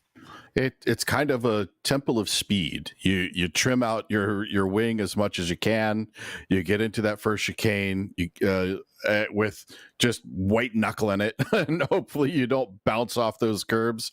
You come down around second chicane, same thing. Don't get into the dirt. Then you go through the Lesmos 1 and 2. That gets really quick on that second one. Head down to Ascari, and then after Ascari, which is pretty fast in itself, holy cow, you get around to Parabolica. It's a heavy brake getting in, but it is super fast through there, and that's where you really make up some time. This is going to be a draft fest, so watch for people to just stick right behind somebody and try to time that braking. It's going to be pretty exciting today, I think. Yeah, that is for sure. And of course, we got the driver standings here, and Graham Sanders over top of David Holland by 43 points. They're both in the field today, so it doesn't 100% lock it down. But I think it's another one of those ones that really Graham really all he has to do is start. Battle is for second though between Holland and Modoff, and I don't see Modoff out there, so that might just default there to David Holland for second in the overall rundown. Now your team standings. Another one of those ones, there's really not a big battle going on here. Excuse me, I'm sorry, I'm getting my series mixed up. It's actually GT3. Delta Sport is only 8 points ahead of Punto CL Racing Black and 24 points ahead of Punto CL Racing Blue. So that will be something that we'll be watching here as the race goes along. Now the GT3 standings, Michael, a little bit more interesting. Little bit more interesting. We got only 17 points between Trapani and Lowendick. That's going to be an interesting kind of race to watch today. Williams 43 points back, not necessarily tied it up with Carlos Villa having that really long-legged Mercedes under him. He could be kind of a spoiler today. So let's watch through the field and see what happens. taking a look at the GG3 team standings. ASR Esports Purple pretty well got this locked up, 144 points over SRT Blue, and ASR Esports Cyan at 149 points back. So kind of a battle for second place there. Let's hold our breath and see what happens in that one. All right, so with your GT3 standings, of course, 17 points between them. That spread is actually a few more guys than what we have in the race here for today. So that would be 28-18. That would have to be 13th position or lower for it. Vincent would have to finish. But the thing is, though, is you have to finish 50% of the race distance to score points. So we have to be watching for Vincent's connection issues. He's one of those folks that was affected by the derecho up in Canada. So we'll see what happens there. Meanwhile, LMP2s, though, getting ready to start. They are on the gas in a way here at Monza. We'll talk a little bit more about that GT3 battle here in a few minutes. But Graham Sanders has a very clean start. Horatio Calquin on the outside of the track. He is pretty much being pushed behind him by David Holland, and Ignacio Rodriguez looks like he's going to try to take second here going into turn one. They all go single file, or try to, at least through the top 4 positions there, as those guys get away. How about those GT3s? Well, the GT3 field is tight. We've got J.R. Williams out in front right now. He's got a pretty good lead over Arnaud Genet. Genet is about 3/4 of a second behind him. Teddy Lowendick 1.2 seconds back from there. Just ahead of Kevin Norris, Tony Costello, Marc-Andre Desjardins, and at the tail end of that, Vincent Trepagna. He knows he just needs to finish. All he's got to do is finish today, and he should have this wrapped up. But even that might be a struggle. We'll see what happens here as the race goes along. That will be the drama part of the race, is he's got a pretty good points lead, but in order to get points, he's gonna have to go ahead and finish 50% of the race distance here for today to be able to maintain his points lead over Teddy Lowendick. Now, you're back up to your LMP2s. Graham Sanders has a pretty wide lead, but a little bit of a heart attack moment there in the back from Ignacio Rodriguez, who is running in second, was almost dead sideways coming out of the corner, and now it looks like he's going to be having to hold off Horatio Calquin and David Holland. They don't make a move, but they did gain a lot of time on him through there. Yeah, Holland closing it up pretty tight. He's just about a 1/4 second off of Calquin. Calquin about a 1/4 second off of Rodriguez. This is getting to be pretty tight for second place.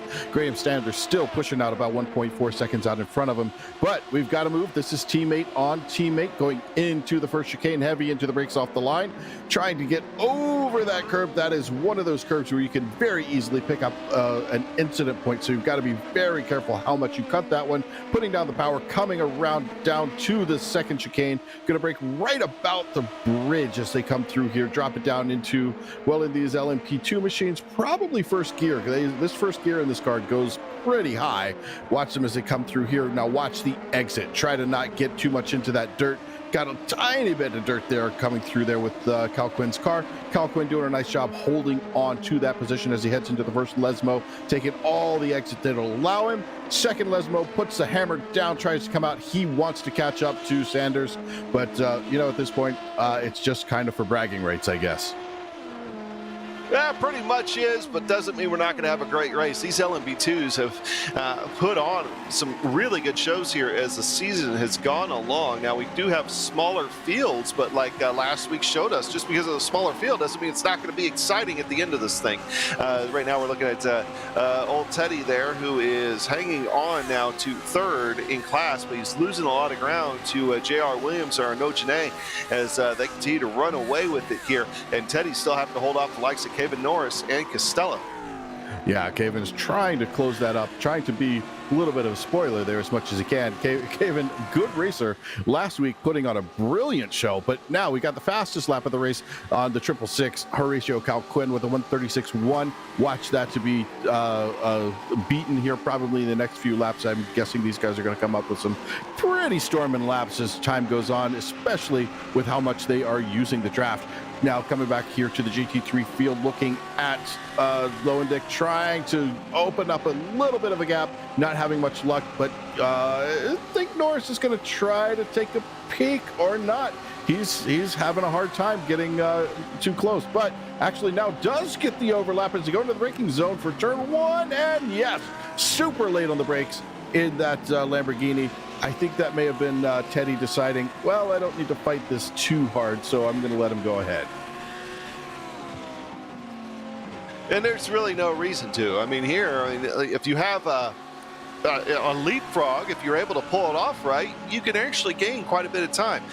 Go up to your LMP2s, a little bit of moving around going on with those guys. I don't think there's any changes for position, but David Holland and Osio Rodriguez here is starting to get a little feisty.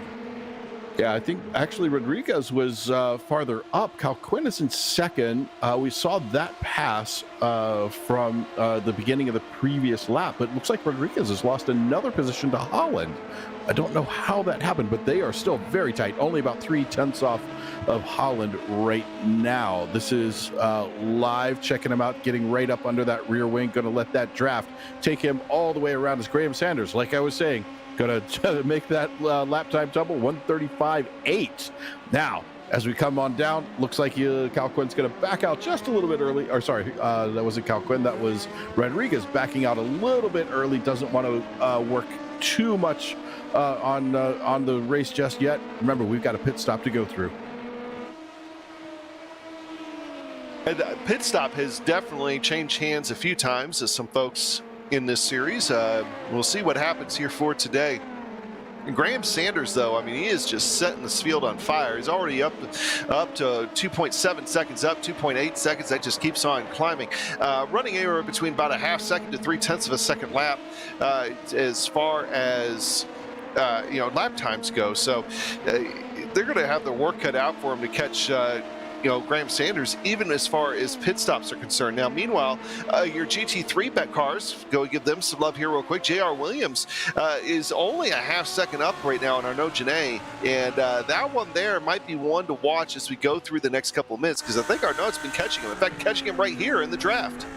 Yeah, the draft really doing a number on Williams. Williams hoping to hang out front as much as he can, but the draft at this track is pretty far back. If you get in under 2 seconds, you get a little bit. Now, most tracks you see it at about 1.6 seconds.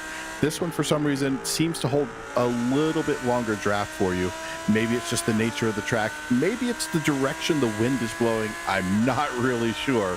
But right now, Genet, look at that. He's at a half a second off of Williams. He is definitely closing this up. Yeah, and that's what too, where the draft might play a big role in, and even if he gets alongside JR, it may not be worth JR's time to try to fight him. Maybe just slop in behind and just maybe trade the lead around a little bit, because you could do that here without losing a lot of time. Let's go back behind these guys. Kevin Norris and Teddy Lowendick is Kevin now around Teddy, as you saw that pass a few minutes ago, but Teddy isn't going anywhere here at this point. And showing some GSRC love there, and maybe trying to take a look at Kevin Norris. Kevin walked a little wide there. I don't want to say drifted. It was more like just a sunny stroll wide. As Teddy's going to drive it right down to the right-hand side of the track. He's got the momentum to carry him here. He should be able to take third position back from Kevin. He's going to shut the door going into turn one. And see if he gets a drive off out of the chicane. He clears him, though, going into it. That's the important thing, and he does. Teddy Lowendick with a clean pass for third. Yeah, and he did that with a little bit of a grin. Did you catch that? We had the camera on him. Oh, yeah. And as soon as he went wide, there was a tiny little bit of a Cheshire Cat grin going on there. He knew he had the position back. Now, are they going to work together to try to catch up to Genet and Williams? That's the question. Now, is maybe Kevin's idea is, no, I'm going to hold him off because I want my boys up front to go have some fun and be up there? Or do we want to go catch them? Is this a kind of team thing? I'm not sure. We'll have to see. I think that right now, the way you got to look at it too is you got JR and you got Arnaud up front, and then the entire rest of the GT3 field, a smaller field, last race of the season. The entire rest of the field is all within a couple of seconds of each other behind those guys. So really, if this is one of those ones, those guys can figure out what works for them. They can try to carry themselves up. But JR and Arnaud just have themselves built up a pretty decent lead at this point. LMP2's battle for second, Horatio Calquin and David Holland. That got active there for just a moment. It might be another one we're going to have to keep our eye on here over the course of the next couple of minutes. And of course, if they slip up anymore, Ignacio is going to be right back there to him. Yeah, Ignacio, I'm sure he wants that position back. He lost it early on to his teammate, which is fine. You want to work with your teammate, but you also want to beat your teammate. I mean, yeah, let's be honest. When it comes down to it and you're looking there, you see what's happening. Yeah, I want to beat my teammate. Not too much. I want to work together, but I still want to win. Well, you know, we were talking about it too between Ozzy Milwane and Andrew Waring just a little while ago on your TCR fight there. And they were even going for a team championship that was hotly contested there. So, yeah, I mean, but you can't tell me that Ozzy Milwane didn't want to go for that win. I mean, oh, no doubt. You totally wanted to. You want that W. So, you know, even if you're fighting your teammate, you want that W too. You just got to hope you don't hit your teammate or something like that. You know, if you did that in the real world, you might have a team owner knocking on your door in a little bit or something. But these guys, of course, in the virtual world, all you're going to have is maybe some ruffled feathers. Going back to your GT3s, this looks like the battle on the tail end of the field is starting to separate. So you got Costello, Desjardins, and Vincent Trepanier. And Vincent was earlier saying, and they even had it brought up in the pre-race meeting, that he might just ride in the back behind everybody because his connection may not be solid. He doesn't want to mess with anybody, but he does want to get those points. So if you see a car blinking, it's likely going to be Vincent. He's not really going to race and push unless you know, it clears up. So that battle right now really between Costello and Desjardins, and Costello, you know, having himself a clean race so far, and Desjardins is probably having himself one of the cleaner races that he's had in a while. He's had some trouble here the last few weeks. He has, but you know, this is one of those weeks where you kind of look at it and go, you know what, Trepanier was the champion, but I beat him in the last race, so it's not a bad place to be. It's not a bad thing to be able to say. A little bit of news real quick from our previous race, the GT4 field. I just heard from Rob Campbell. He was having some computer issues and decided instead of battling that and trying to mess up, you know, get out there and race and maybe mess up someone's race, he had already won it, so may as well take out and go do what you want to do, go have dinner, do whatever. So yeah, Rob, thanks for sending me the message. Congratulations on the championship. Hope to see some great things from you next season too. Which, by the way, I'll just read this off here. There's not a good way. I mean, it's pertinent because we just got done watching the fantastic season with the GT4s and the TCRs. Rob Campbell is officially the champion. 40 points over Peter Newhook, 46 points over Devin Lamke. Sean Mulligan will bring that in fourth, and Kevin Bergquist in fifth. So that's your top five in your GT4s. Oh, that was some exciting action right there. We had one of the looks like, yeah, one of the Lamborghinis spun right in front. That's Marc-Andre Desjardins, who spun right in front of one of our LMP2s. I want to say that was right in front of the leader. We now have a lap traffic situation these guys are having to deal with.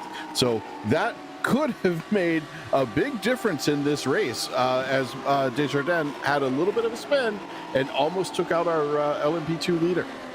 Yeah, that was interesting, and I'll take the blame on that one, Mark. That was because I just got done saying that you were having a good day after a couple weeks of mistakes. So you still get some good spots out. Now the good news here is that, and we'll talk about the TCR final rundown here in just a minute as well. But the good news here is that there is plenty of places where you can cleanly get around you know, the slower class, but yet you see it in real life and you see it sometimes here. People still sometimes have trouble even with all the places to get around there, Michael. Yeah, it is difficult, but because of that traffic, notice what happened to P2. Cal Quinn has fallen to P3. Holland got around. This was because of trying to get into, I want to say it was into Lesmo 1 and 2. J.R. Williams is off. Second place in your GT3s. Everybody having to take evasive action. He's going to lose a few spots. Kevin Norris is going to slot into P2. Teddy Lewendick now in P3. J.R. Williams in 4 with an LMP2 hot up his trail. And big mistake from J.R. Williams, I believe. If we can go back and pull up the GSRC replay machine, we'll be able to see that. And, okay, we're going to look at Desjardins here first. And, you know, he's just going to get hot, sends it off, noses her into the barrier. Yeah, that was pretty hot going into the first Lesmo. You can take that speed into the second one, not so much into the first one. Oh, he had actually, okay, so that was first, okay, so J.R. Williams had gotten around and just gets a little hot on the brakes. He must have just gotten around because we didn't even get a chance to see that yet. Almost looked like he locked up the rears there, Michael. Yeah, it was hard to tell from the angle, but looked like he might have had a little bit too much brake bias to the rear of the car on that one.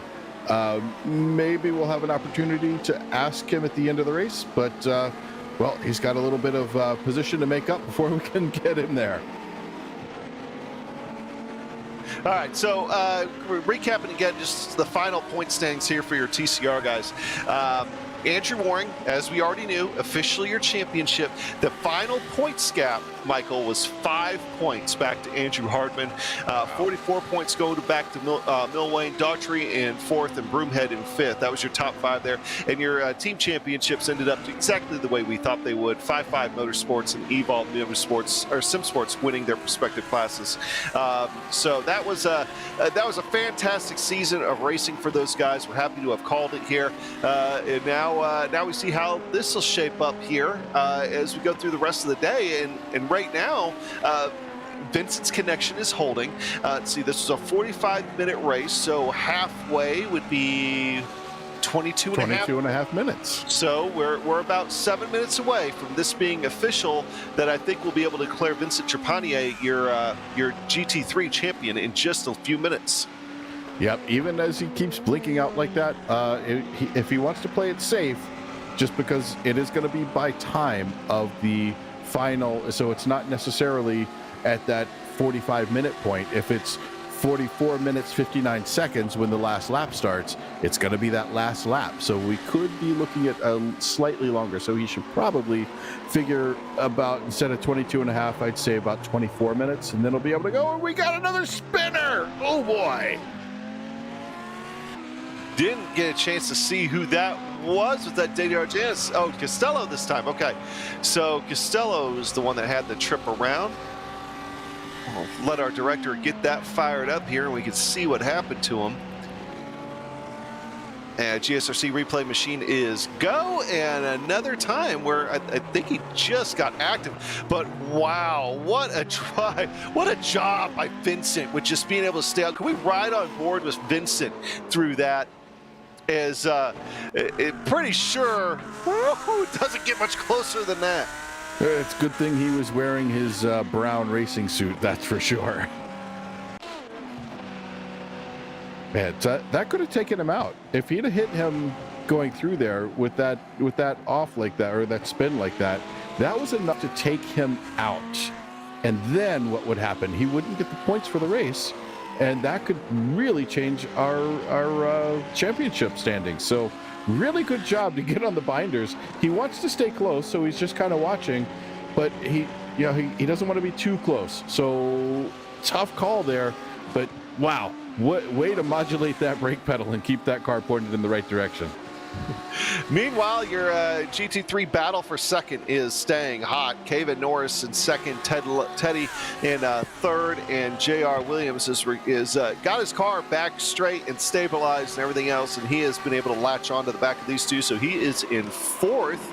And so far they've been, it's Kevin Norris. That is becoming a problem area as these tires start to age a little bit. Back in, try to come around on Kevin. Looks like Teddy might be able to make a move here.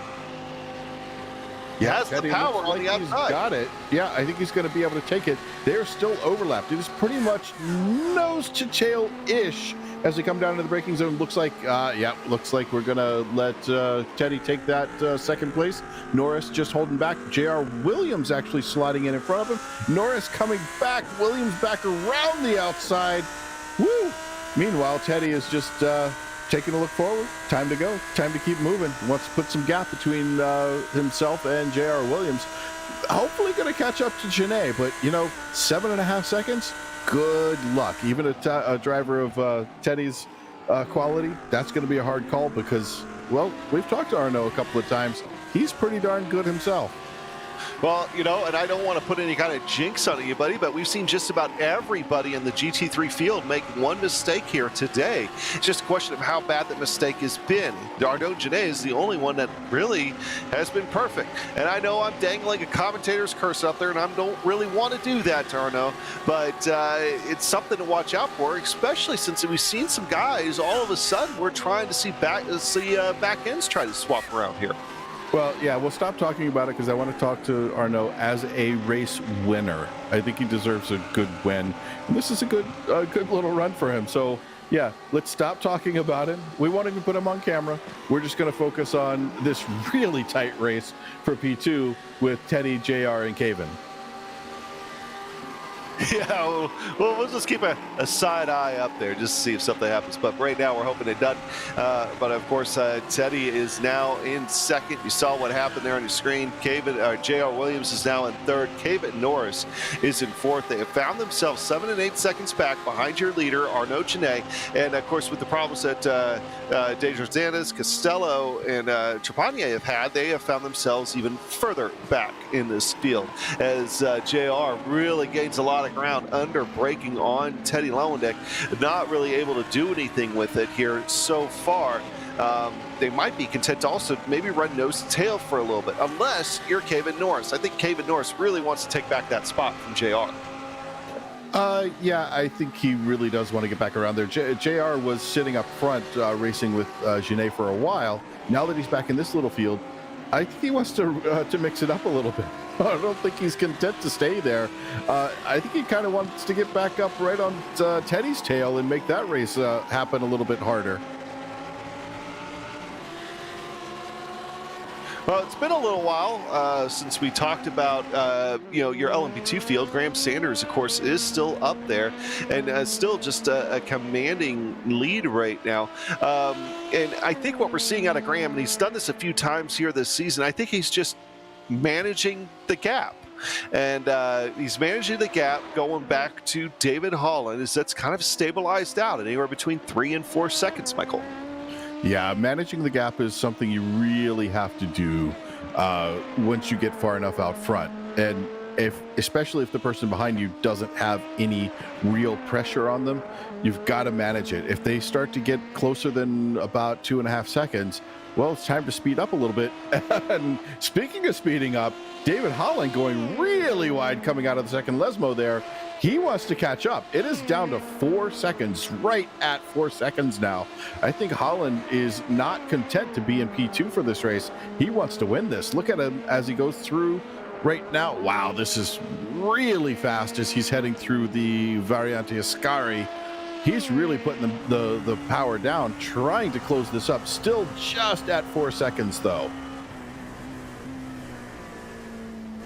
Yeah, you got to be careful of not pushing too hard, though, at the same time. Meanwhile, behind these guys, find Horatio Calquin sitting in third. He's been able to build up a little bit of a gap now over top of Ignacio Rodriguez. And, he's just been slow and steady. But Ignacio has his hands full as he's been slowly falling back into the clutches of his teammate, Christian Eisler. And Eisler's had himself a few good runs here so far this season. Today finds himself in fifth. And, just another quiet run. It's really, we haven't talked at all about Christian Eisler today, aside from the grid.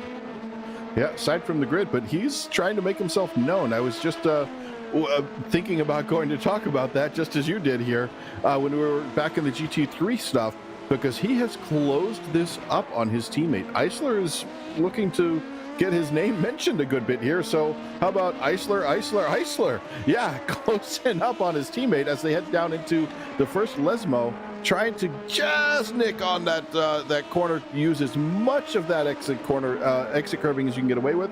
Going through Lesmo 2, powered down. He is absolutely closing this up. He is only about 7/10 off of his teammate, and now on a long straightaway. Let's see if he can close this up. I think he really wants to get around him now. Yeah, we'll keep an eye on it here for a second. And, this section of the course is almost nearly, without the outside, the initial braking getting in is nearly flat out for these LMP2s. They're heading down to Parabolica now. And seeing that gap closing just a little bit, a 10th here, 10th there, he really should be able to increase it under braking here. Got to be careful about taking this too high. We've already seen some trouble with that here for today. And if you get out of the front straightaway at about 6/10 here, I think you're going to be a good spot to try to make a run. If you can get that down to about 3/10 by the end of the straightaway, I think he'd be happy. He's not gaining quite that much, though. And he's got a little bit of traffic to contend with here as he takes that inside line, gets around that GT3 car, gets back onto line, but going to go a little bit wide. That's going to put him right up on the edge of the dirt right there at the kitty litter. All right, so I think with that, let's go ahead. Williams, what happened to Williams? Williams has crashed. Apparently we missed something here with JR Williams. See if we can find out what happened to JR. JR came down pit road. He was an early taker down pit road. So he's going to try for the early peel, late reveal, try to get around some of those guys like that, and try to set some good lap times in clean air. So we are okay there. We missed that with that drama there. So that moves Kevin Norris up to second. Teddy Lauerdick is now in third. It looks like they swap positions as well. But I do want to take a quick look now. Well, actually, we'll wait here just a little bit longer before we talk about it. But these two, I have a feeling this battle here is going to let up until we get some pit stops, and then even then, it might not after that. Yeah, my feeling is Teddy's trying to do some lift and coast here. He's just holding on. Oh, making a fakie right there. Is he actually going for the pits? No. But our leader did. Arnaud Genet is in pit road. Arnaud is in pit road. There he is. And that's going to put Kevin Norris in the lead temporarily. But that was about a 7-second gap. So unless something major happens here in the pit lane, and there goes our overall leader in the pits. Well, I think with that, as Arnaud pulls away, Graham Sanders will be pulling away here for a minute. We're not really expecting any drama as far as our leaders coming down pit road.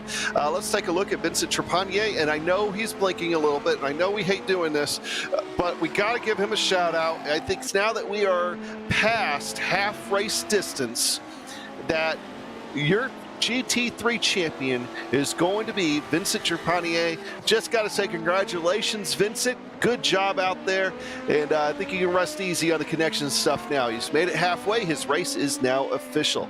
All right, that battle right behind him, though, still continues to be pretty interesting between those two. That would be Ignacio Rodriguez and Christian Eisler, as now they're going to have to navigate the GT3 of Vincent Trepanier, as Christian is going to go ahead and wait until after the second part of the Lesbos. And now they both clear him, and the race is back on, but that really created a gap. It did. That opened that up to, well, a little more than we've seen in a while. It's still right about 7/10 though, as he gets back into the draft and is able to close that up. I gotta wonder if maybe Eisler is planning on something after the pit rotation, because look at him now. He has closed this up. He's holding it right at 7/10. He's not trying to get too much closer. There is a great opportunity there on these long straights, but it just doesn't change. Now, is that a wing wash issue? Probably not. My thought is it's time to go into the pits and see if he can do an undercut. Yeah, and those cars right in front of Christian. That was Kevin Norris and Teddy Lauerdick, so we'll have to see how this is going to shake up your GT3 race, as where is JR Williams? I'll take a look at JR. JR heading toward the entrance of the Parabolica here. So he still has a long way to go to catch up there. These aren't exactly fast stops in these cars. JR Williams is now full throttle. Teddy Lauerdick is going to pull away. Kevin Norris is going to beat him out. It looks like maybe by just a couple tenths of a second. And JR Williams, though, is at full speed. He's going to get around Teddy. Is he going to get around Kevin? He will slot JR Williams back up into second. Yep, good recovery from JR Williams, but looks like Genet is still going to be way out front. Got about 5 seconds out in front of JR Williams. JR liking where he is, though. Not a bad place to be. If he can just hold on to this position, this will be a good race for him. Now, the flip side of that, though, is that they did gain about, 2.5 seconds on Arnaud Genet, the group of them, on pit road. But you're not going to have another opportunity unless something happens to gain that much time again, as JR Williams really attacking those curbs. Yeah, I think he's looking to stay out in front, and he may be trying to help his fellow Lambo driver pull away from that Audi. They are pretty much identical cars. It's just a shell difference on them, more or less. So when you're looking at the Lambos and looking at the Audi, they should be pretty close to identical. And I'm sure there are some Audi fans out there that are disappointed by that if they didn't already know that, but they probably did because they're fans of Audi. That is the LMP2 now of Christian Eisler. That really does not want to be held up by these guys right now. He's just trying to gain a position here, or gain a position, keep a position on the pit cycles, as they will finally get by him as they start to head into the Parabolica. This is the battle on the racetrack still, by the way, as this is going to stay going, I think, here for a little bit. I'm kind of surprised that Teddy Lowendijk here is starting to fall off these two, though. Me too, but I think that's a little bit with these guys sort of working together, but it looks like the working together is about to end as we watch Norris just poke his nose out there, trying to, play with this a little bit. That may have allowed Lowendijk to catch up a bit, because I think Teddy's got a little bit better pedal action for his modulation of the brakes.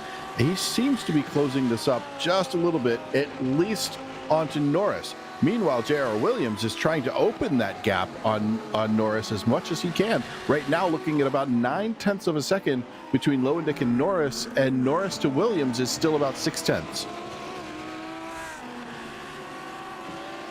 So slowly, I guess, kind of stabilizing out would be the best term for it here. Nobody really seems to be gaining or losing on anybody here at the moment. We do have another LMP2 that's going to be coming screaming up through these guys. It looks like that'll be Lance Loomis here in just a moment. And that is David Holland now on pit road. So he's going to give up the lead. Ignacio Rodriguez is right behind him. So Ignacio will be the one that will need to watch out. We'll see where Christian Eisler will be, as I think that will be the spot for potential position change. Depending on how that shakes out. Did Christian get really held up by the GT3 traffic or not? So there goes Ignacio, waiting for him to pull out. Graham Sanders is back in the lead. We figured that would happen. Ignacio now pulling out, and looks like his teammate Christian Eisler is going to overtake him by Ignacio. Nope. So looks like his teammate Eisler is behind him still. That really did affect him. He was at pit entry as Rodriguez was just coming out of the pits. So he was just passing the pit entry, and that's an interesting little move there. I don't know if that was intentional. Probably not. Well, good news is that I got a great guy in the booth with me, with Michael Johnson, always keeping me on my toes, even when I make a mistake like that. Oh, J.R. Williams just had a heart attack moment coming out of the first chicanes, able to get it straightened out without losing a position. But that car, that Lambo, is dead sideways again for just a second. There's another issue getting on the gas. Yeah, and that lets Kevin Norris close it up once again, getting right behind. But look who's in his mirrors. It's Teddy Lowendijk trying to close this up. Teddy is really calculating to the end. He knows that there is exactly 12 minutes 45 seconds right now to the end of this race. He is timing this out in his head. He knows when he needs to get around, and he knows how much gas he needs to use to make that happen. Well, Teddy will be the one, I think, here maybe thinking about more making a move on Kevin Norris. The sun's getting a little lower in the sky here in Monza, so we're starting to get those nice yellow sunset-like colors, starting to see those headlights a little bit more. But this race should end before the sun does fully set, so we still have a little while left before that happens. As Teddy, I think he's got a good run here. Is he going to be able to do anything before Parabolica, I think, is the question. Now, if you're Teddy here, would you back off a little bit before Parabolica so you can have a better run and the main straightaway? Indeed, just lifting a little bit earlier. He's got to keep an eye on J.R. Williams out in front of Norris. He needs to make sure Williams doesn't get too far away from him. And then when he does make this pass on Norris, that he's able to slot in and get into and stay in the draft of Williams. It's going to be difficult as they work their way down towards the first chicane, goes heavy into the brake zone. Looks like Teddy got a little bit better exit there. He's going to overlap as they come out, and that's going to be position. Norris taking way too much of the kitty litter as they came out of there. Is that going to put Teddy into a good position? Right now, Teddy is about 9/10 off of Williams. Williams still got about a 4-second gap up to Genet, our leader in the GT3 field. This could be an interesting fight for second.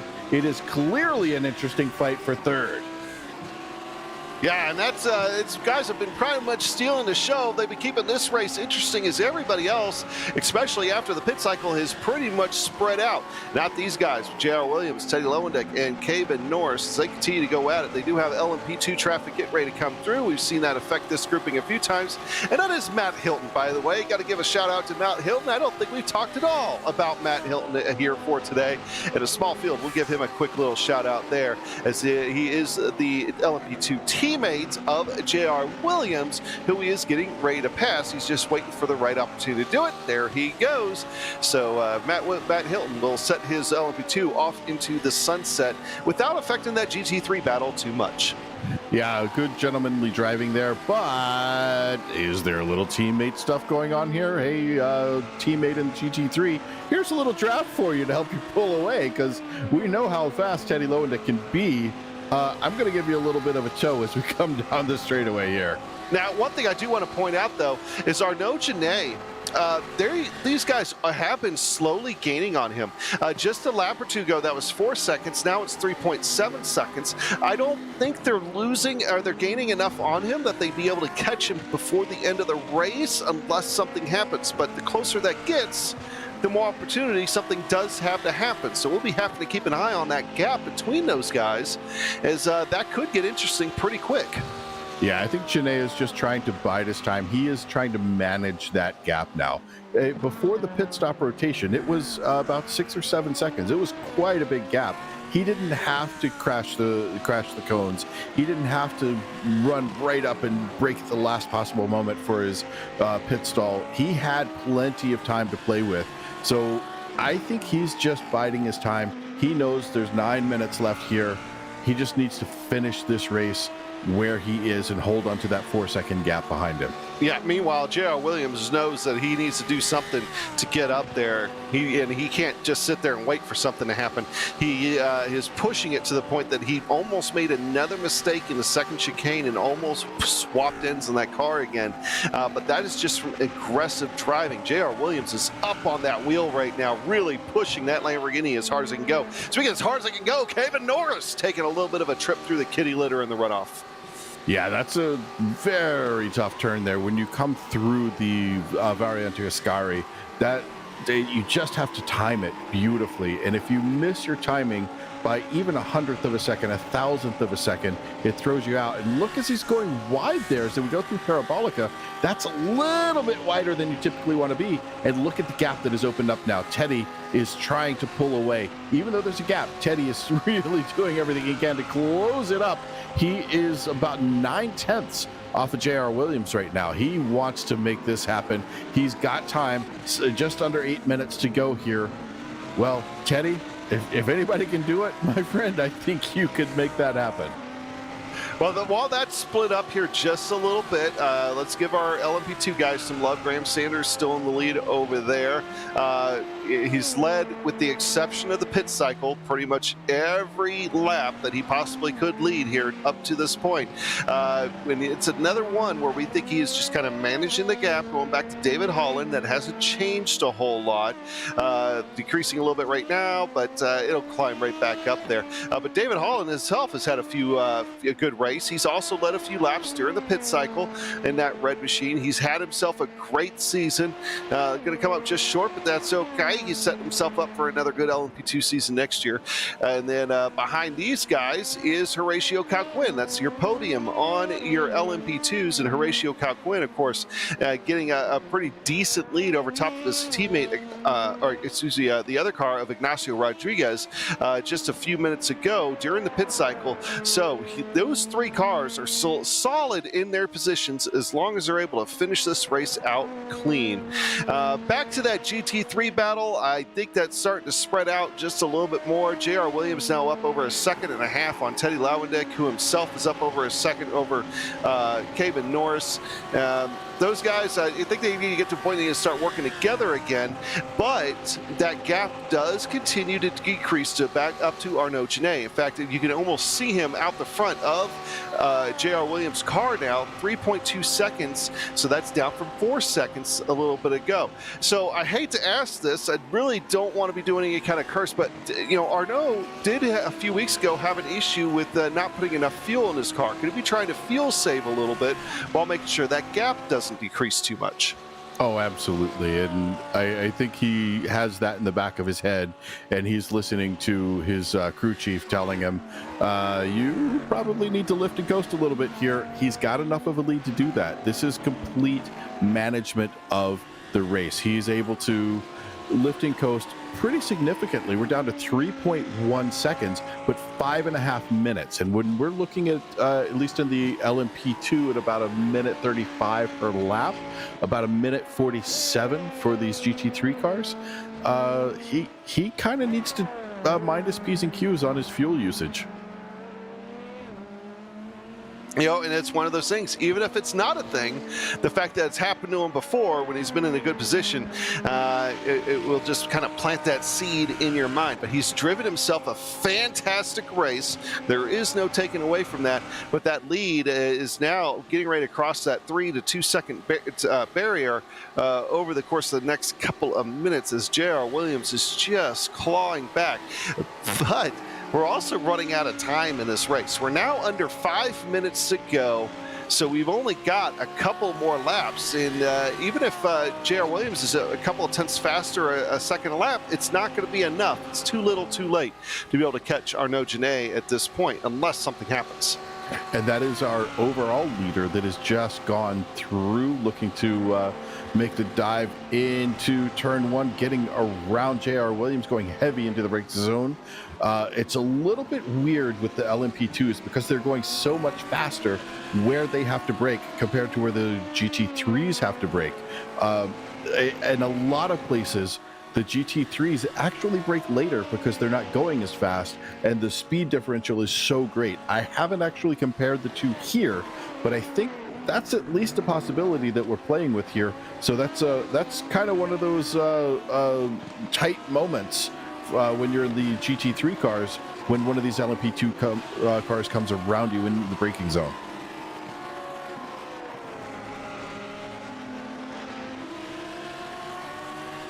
Looking ahead now, there's David Holland back on your screen. He'll be the next car here to kind of slot around JR Williams. JR is going to try to use whatever draft he can of him.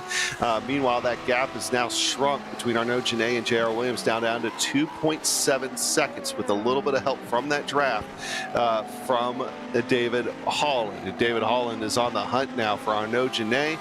You should be able to get by them pretty easily as they fly down here, down this little bit of a stretch here, a little bit of a chute before they head to the Parabolica. And the Parabolica has been one place where JR Williams has been making a lot of time. We're under 3 minutes to go here. Yes, the sun is getting low in the sky. No, we aren't going to be here for sunset or anything like that. The race will end before that. Is the only battle that we're really keeping an eye on has been the battle for second, third, and fourth in your GT3s. Everything else is pretty much decided as long as people keep their noses clean, but we're watching out for that. Kevin Norris finally maybe has a run there on Teddy Lowendijk. We'll take a look now at Graham Sanders, and Graham Sanders has been firmly in control of your LP2, control the lead, and we heard maybe he just had a moment. See if we can get some details on that. A rare mistake possibly maybe for Graham Sanders. That puts Dave Holland right up there, about 4.5 seconds off of his tail. Didn't see it happen, but we go to the GSRC replay as we take a look going into turn one. Woo! Had to take the escape road, and that's actually going to cost him a little bit of time as well. iRacing imposes a time penalty that you have to make up there. So hopefully didn't get too much damage jumping over that sleeping policeman, but it could happen. So that 5-second gap now looks like, well, he's probably okay and just opening it right back up and trying to make it to the end of the race. Looks like we're going to be starting our last lap as he works his way down into the Parabolica. And I think right now, the person that really wants to see that last lap is going to be Arnaud Genet, your GT3 leader, as that gap is almost to 2 seconds back to J.R. Williams. J.R. Williams is now closer to Arnaud Genet than he is Teddy Lewendick. But Graham Sanders taking your white flag.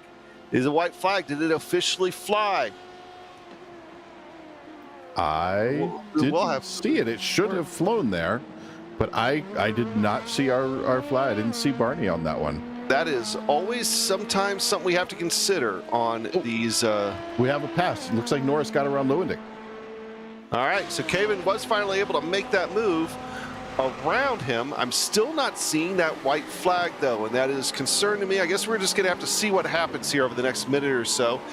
As this could be the end of the race. It might not be the end of the race. Kevin Norris sure wants to be at the end of the race. Okay, so we do have confirmation. This is the white flag lap. We are good to go here for the end of the race, and to call the end of the race, Graham Sanders just made himself around the second Lesmo. Going to be heading to the last chicane here in just a moment. Finally, though, of course, we've got a GT3 battle that is just the LP2 battle that has shaped up. I do wonder, though, if maybe they're trying to go for a teammate 3 wide shot across the line here. Oh yeah, watch him kind of what. Totally going to spread out. You're going to see it. It's going to be a Le Mans type finish for sure. Those guys have been working to get closer to each other here over the last couple laps. They got to be careful though, because the GT3 battle is going to go on just behind him with J.R. Williams now less than a second and a half back to Arnaud Genet. But Graham Sanders on the front straightaway for the last time around Parabolica, weaving in celebration, the lights flashing. Graham Sanders is going to win your LMP2 race and final race of the season here in Monza. We go back and look at the teammates there.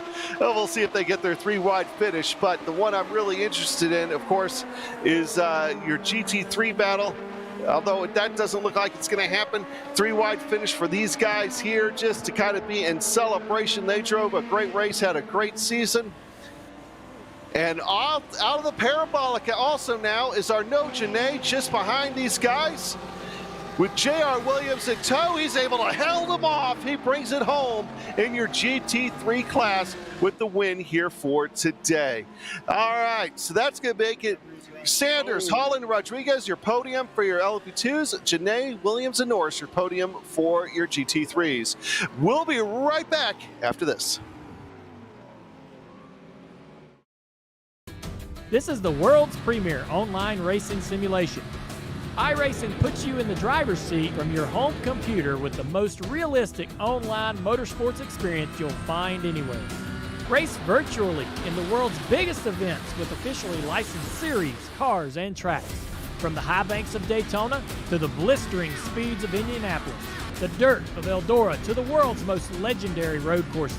It's all here, and with more than 180,000 people just like you already driving, you'll always have someone to race. Ready to get behind the wheel? Sign up at iRacing.com to get started.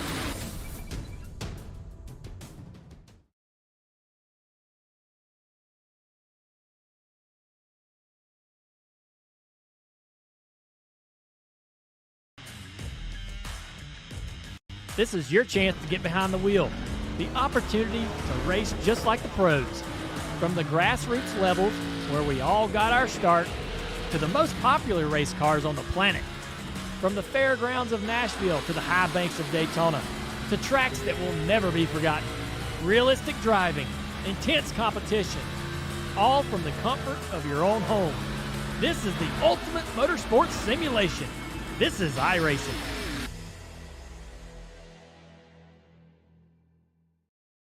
For it.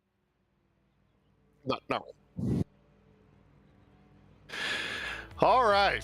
What a crazy race. And we missed this right at the end, and we're just going to want to go to it right away. Our buddy Teddy there ended up coming home, losing a few spots at the end, blown engine when he was fighting Kevin Norris there for 3rd position. So no podium today for Teddy Lewendick, but great season nonetheless for him. Just last lap, something like that has to happen for him. Is right on board, and that's when the engine just starts to pop. We start seeing that black and gray smoke coming out the back of that Audi. All right, your results here for today. Final race of the GT3 LMP2 season, and that is going to go to Graham Sanders as LMP2, David Hall about 4.5 seconds back from him, Ignacio Rodriguez, Christian Eisler, and Horatio Calquin coming through with a Le Mans style 3-wide finish. Lance Loomis and Matt Hilton round out that LMP2 field. And taking a look at our GT3 field, well, bring it at home. We decided not to give him the commentator's curse. Arnaud Genet takes the top position. Congratulations to Arnaud. J.R. Williams brings it in second. Kevin Norris right behind him. Then lone motor for Teddy Lowendick right at the end. Vincent Trepanier, he will be your series champion for the GT3s, if our math is correct. Don't take my word for it, but it's pretty much done. Tony Costello in 6th. Marc-Andre Desjardins had trouble a little bit early on, but recovered pretty well, held on to 7th, with Tommy Brisson in 8th, 29 laps down. I'm not even sure if Tommy caught the green flag. Yeah, it looked like he had some issues there, but that's all well good. We are done here at Monza for today. We're going to go ahead and talk to the podiums of the guys, and we're going to start off with the LMP2 winner, Graham Sanders. Michael. Graham, wow, what a drive. You just took off from the beginning, and you opened a gap and kept that gap. How was managing it through the race? This track is a real challenge. It's kind of similar to Daytona. You're running very, very low downforce, so you've got to be really easy on the throttle and really take care of the tires. I was kind of having to fight a little bit there at the end. I made that silly mistake on the second to last turn that we don't need to talk about, but that was a really fun race. Yeah, looked like it. Now, how was traffic for you? Did traffic play much of an issue, or did you feel like you were able to manage the traffic pretty well? I think I got pretty lucky with traffic. It really helped that there were like 7 or 8 GT cars, but no, I think I got pretty lucky. It looked like David had some rough spots during the race, but yeah, I definitely can't complain. So let me make sure my math is correct. You were already 43 points up, and this is going to put you, we'll just call it 1 billion points because it doesn't matter. You won. You are the series champion. Congratulations on the series championship. Tell me what that does for you. What is your plan for next season? What are you going to do with this championship?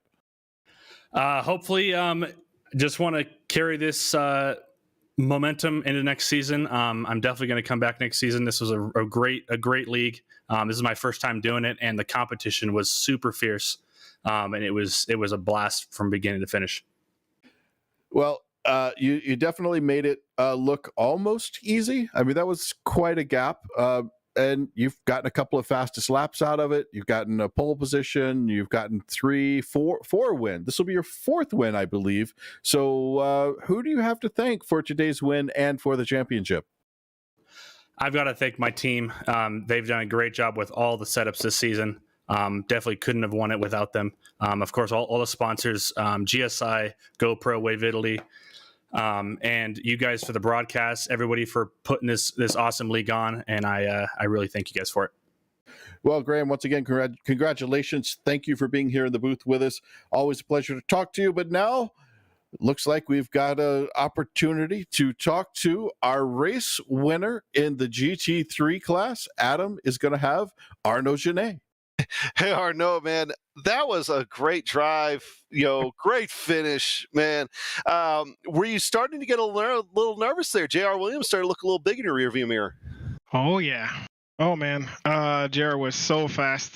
At the start of the race, it's just like Daytona, right? You have to put on to stay in the draft and try to save some fuel. But, at the start, JR was so fast that it was quite hard to stay within, close to him, within the draft. I got a little bit lucky, I guess, tonight. He made a small mistake, and he had a beautiful comeback drive. I wish I'm just lucky that the race didn't last like 50 or 55 minutes because I was in trouble for sure. Well, you got to think too with the season that you had. You had a couple of missed races right there at the middle of the season. Hey, life happens, but you got to think, man. I mean, you drove well enough this season that you could have been up there in the fight for the championship if it hadn't been for that. Yeah, absolutely. Unfortunately or fortunately, I took 2 weeks vacation in Mexico. So yeah, that's what happens. Sometimes you make some life choices that doesn't make you fast on the racetrack. But yeah, there was 2 lovely weeks, and I don't regret it. But yeah, of course, I've been thinking about it. Since I'm so close to Vincent and Teddy, I figured that maybe I could have it. But yeah, I'm glad. I did well at the end of the season, and I brought something for you guys. I remember this. Are you guys ready for it? I'd almost forgotten about this. Yeah, no, you. Well, I don't. So, cheers, guys. Oh man, you do his own shoey. It is Oh, the yeah. shoey. Doing the shoey. Cheers, guys. All right. Woohoo! All right, chug, Oh, man. chug, chug, chug. Oh, yeah, that's good. Wow. I'm gonna put some more in here. You gotta have the flavor of those New Balances there. Oh yeah. There you go. Awesome. Yeah. I'm, So sure cool. Teddy, I'm sure Teddy's watching and he's proud right now. Yeah. Well, thanks to him to bring that to the league. Actually, it was I think it brings value to the league to have some crazy stuff to do like that. So yeah. Thanks to him for that idea. Hey, one last question. Michael wants to know about the wheels in the background. Oh, if you know your cars, well, that's only for decoration for sure. I'm a big Volkswagen fan, so I'm on top of my garage right now. So there's a GTI just below me. This wheel right there in the back, it's a Golf R Mark 7. I have a Subaru STI mag right there and a WRX wheel there. So yeah, it's a small starting collection, if I can say that. Not bad, man. Hey, anybody you'd like to thank here real quick? Yeah, of course, my teammates. This has been a wonderful season. So ASR, PRL are all of our sponsors, and every driver that I had a fight with this season. It's been a great blast, and of course, you guys at GSRC, your coverage is always awesome. So thank you guys. Have a nice season break. All right, well, we appreciate it there. I know we'll catch you around next time. All right, so next up, we've got David Holland here. He's going to catch up with Michael Johnson. Well, David, good race, really nicely run. Looked like you kind of had everything in hand that you were comfortable in P2. Just a good place to finish. Yeah, hey guys. Yeah, it was a good race. Happy with P2. Kind of out there on my own quite a bit there after the first few laps, but I gave it everything I had. Graham was just too fast and too consistent today. So huge congrats to him for the win, and congrats on the championship as well. He ran a great season. So, did you have any issues, I would say, like with traffic, anything going on while you were trying to work through? I mean, you want to stay out of the way when you see that big battle in the GT3s going on for that second position. Were there any issues for you at all through the race? No, not really. Luckily, Monza's pretty easy to deal with the lap traffic. You don't want to run up on them, going into the turns because you want to carry your exit speed. So, and none of the GT3 trains were that long. So yeah, it was pretty easy out there today in terms of traffic. Well, good. So next season, this season turned out pretty good. Looks like you finished second overall in the driver championship. What does that bring for next season for you? Yeah, to be honest with you, I hadn't even looked at the points. I'm surprised I'm still in second, but I'll take it. Yeah, this season, normally we like to prep a little bit more and be on our A game coming into these races, but both Carl and I just real life stuff getting in the way. Today, I haven't been in the rig in 2 weeks, jumped into laps practice. So hopefully next season, I will at least get some good amount of time to kind of prep for these, and hopefully we can put it on top. But I plan to run the F3, which looks like that's shaping up to be a pretty good series. I think there's close to 50 cars, so that should be fun. That should be fun. And I want to congratulate you on the team championship. I'm just not sure I can yet, because the Punto CL guys were lined up doing a Le Mans style finish behind you. So I don't know exactly how the points are going to shake out there. It's really close. There was only 8 points. So if you guys won, if the Delta Sport won the team championship, congratulations on that. And who do you have to thank for today's P2 and the maybe championship of the teams? Oh no, I saw on the times that they all finished like within a tenth of each other, and I was like, oh, that's kind of cool. Maybe they're just lining up. But I think you're right. I think they were probably playing some team games to maximize those points. We'll see how it shakes out. But yeah, just got to thank the team, Delta Sport, and also Carl. Sometimes when we did have time, we try to tweak some setups, and he's a kind of a magician whenever it comes to that stuff. And then also my dad, who likes to jump in and spot when he can. And the league PRL and you guys for the awesome broadcast. Appreciate it, y'all. Well, thank you, David. That was David Holland, your P2 and possible Delta Sport Team Championship holder for LMP2. But right now, Adam Young has got JR Williams, your P2 in the GT3 field. Yeah, we'll grab JR here real quick. JR, man, you were really had a good run there on Arnaud before the checkered flag came out, man. Was there ever a point where you were actually thinking you might get him?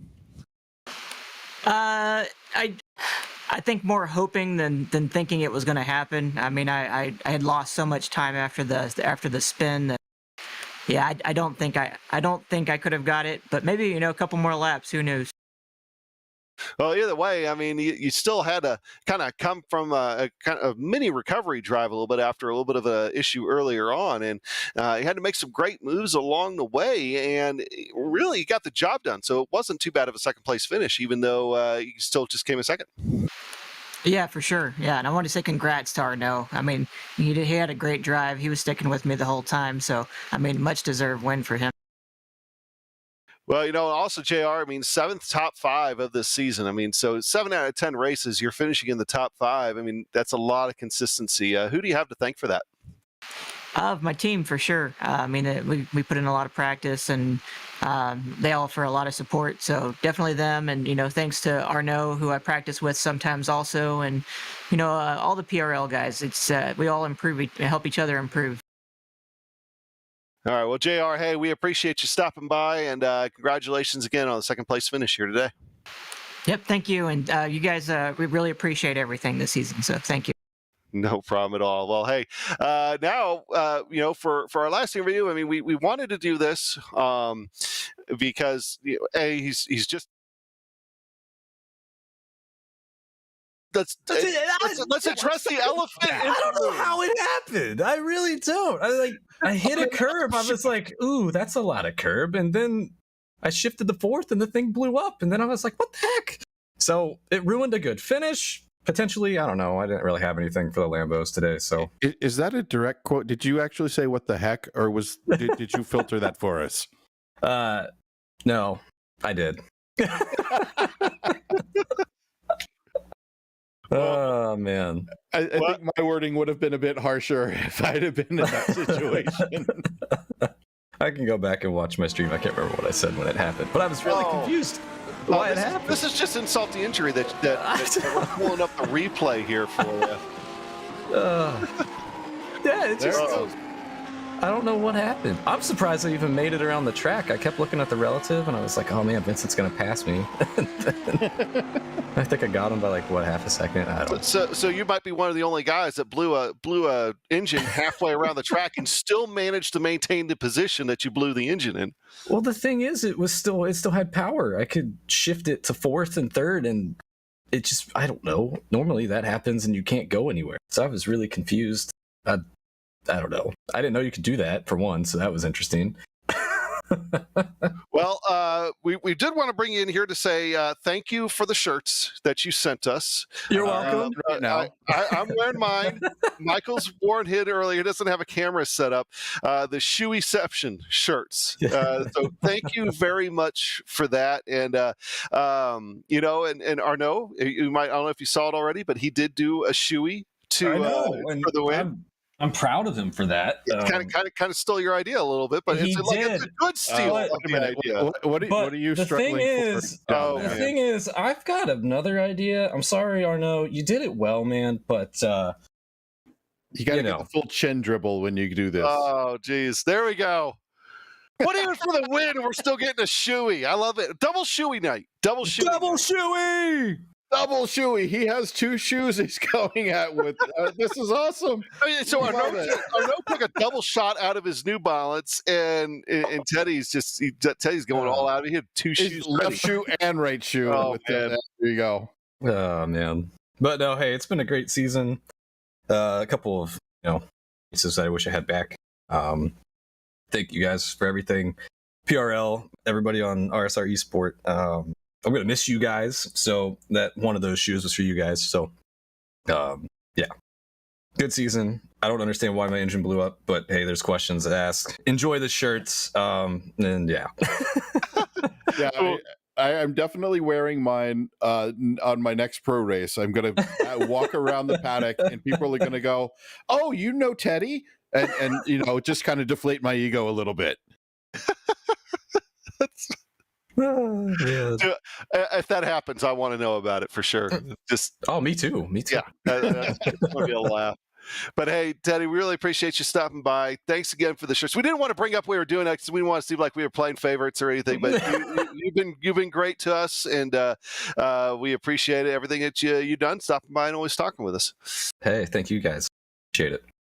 All right, well, hey, that was Teddy coming home in fourth today. He wanted to do better, but we still got a shoey out. We got a double shoey from Arnaud, and we got a shoey from Teddy.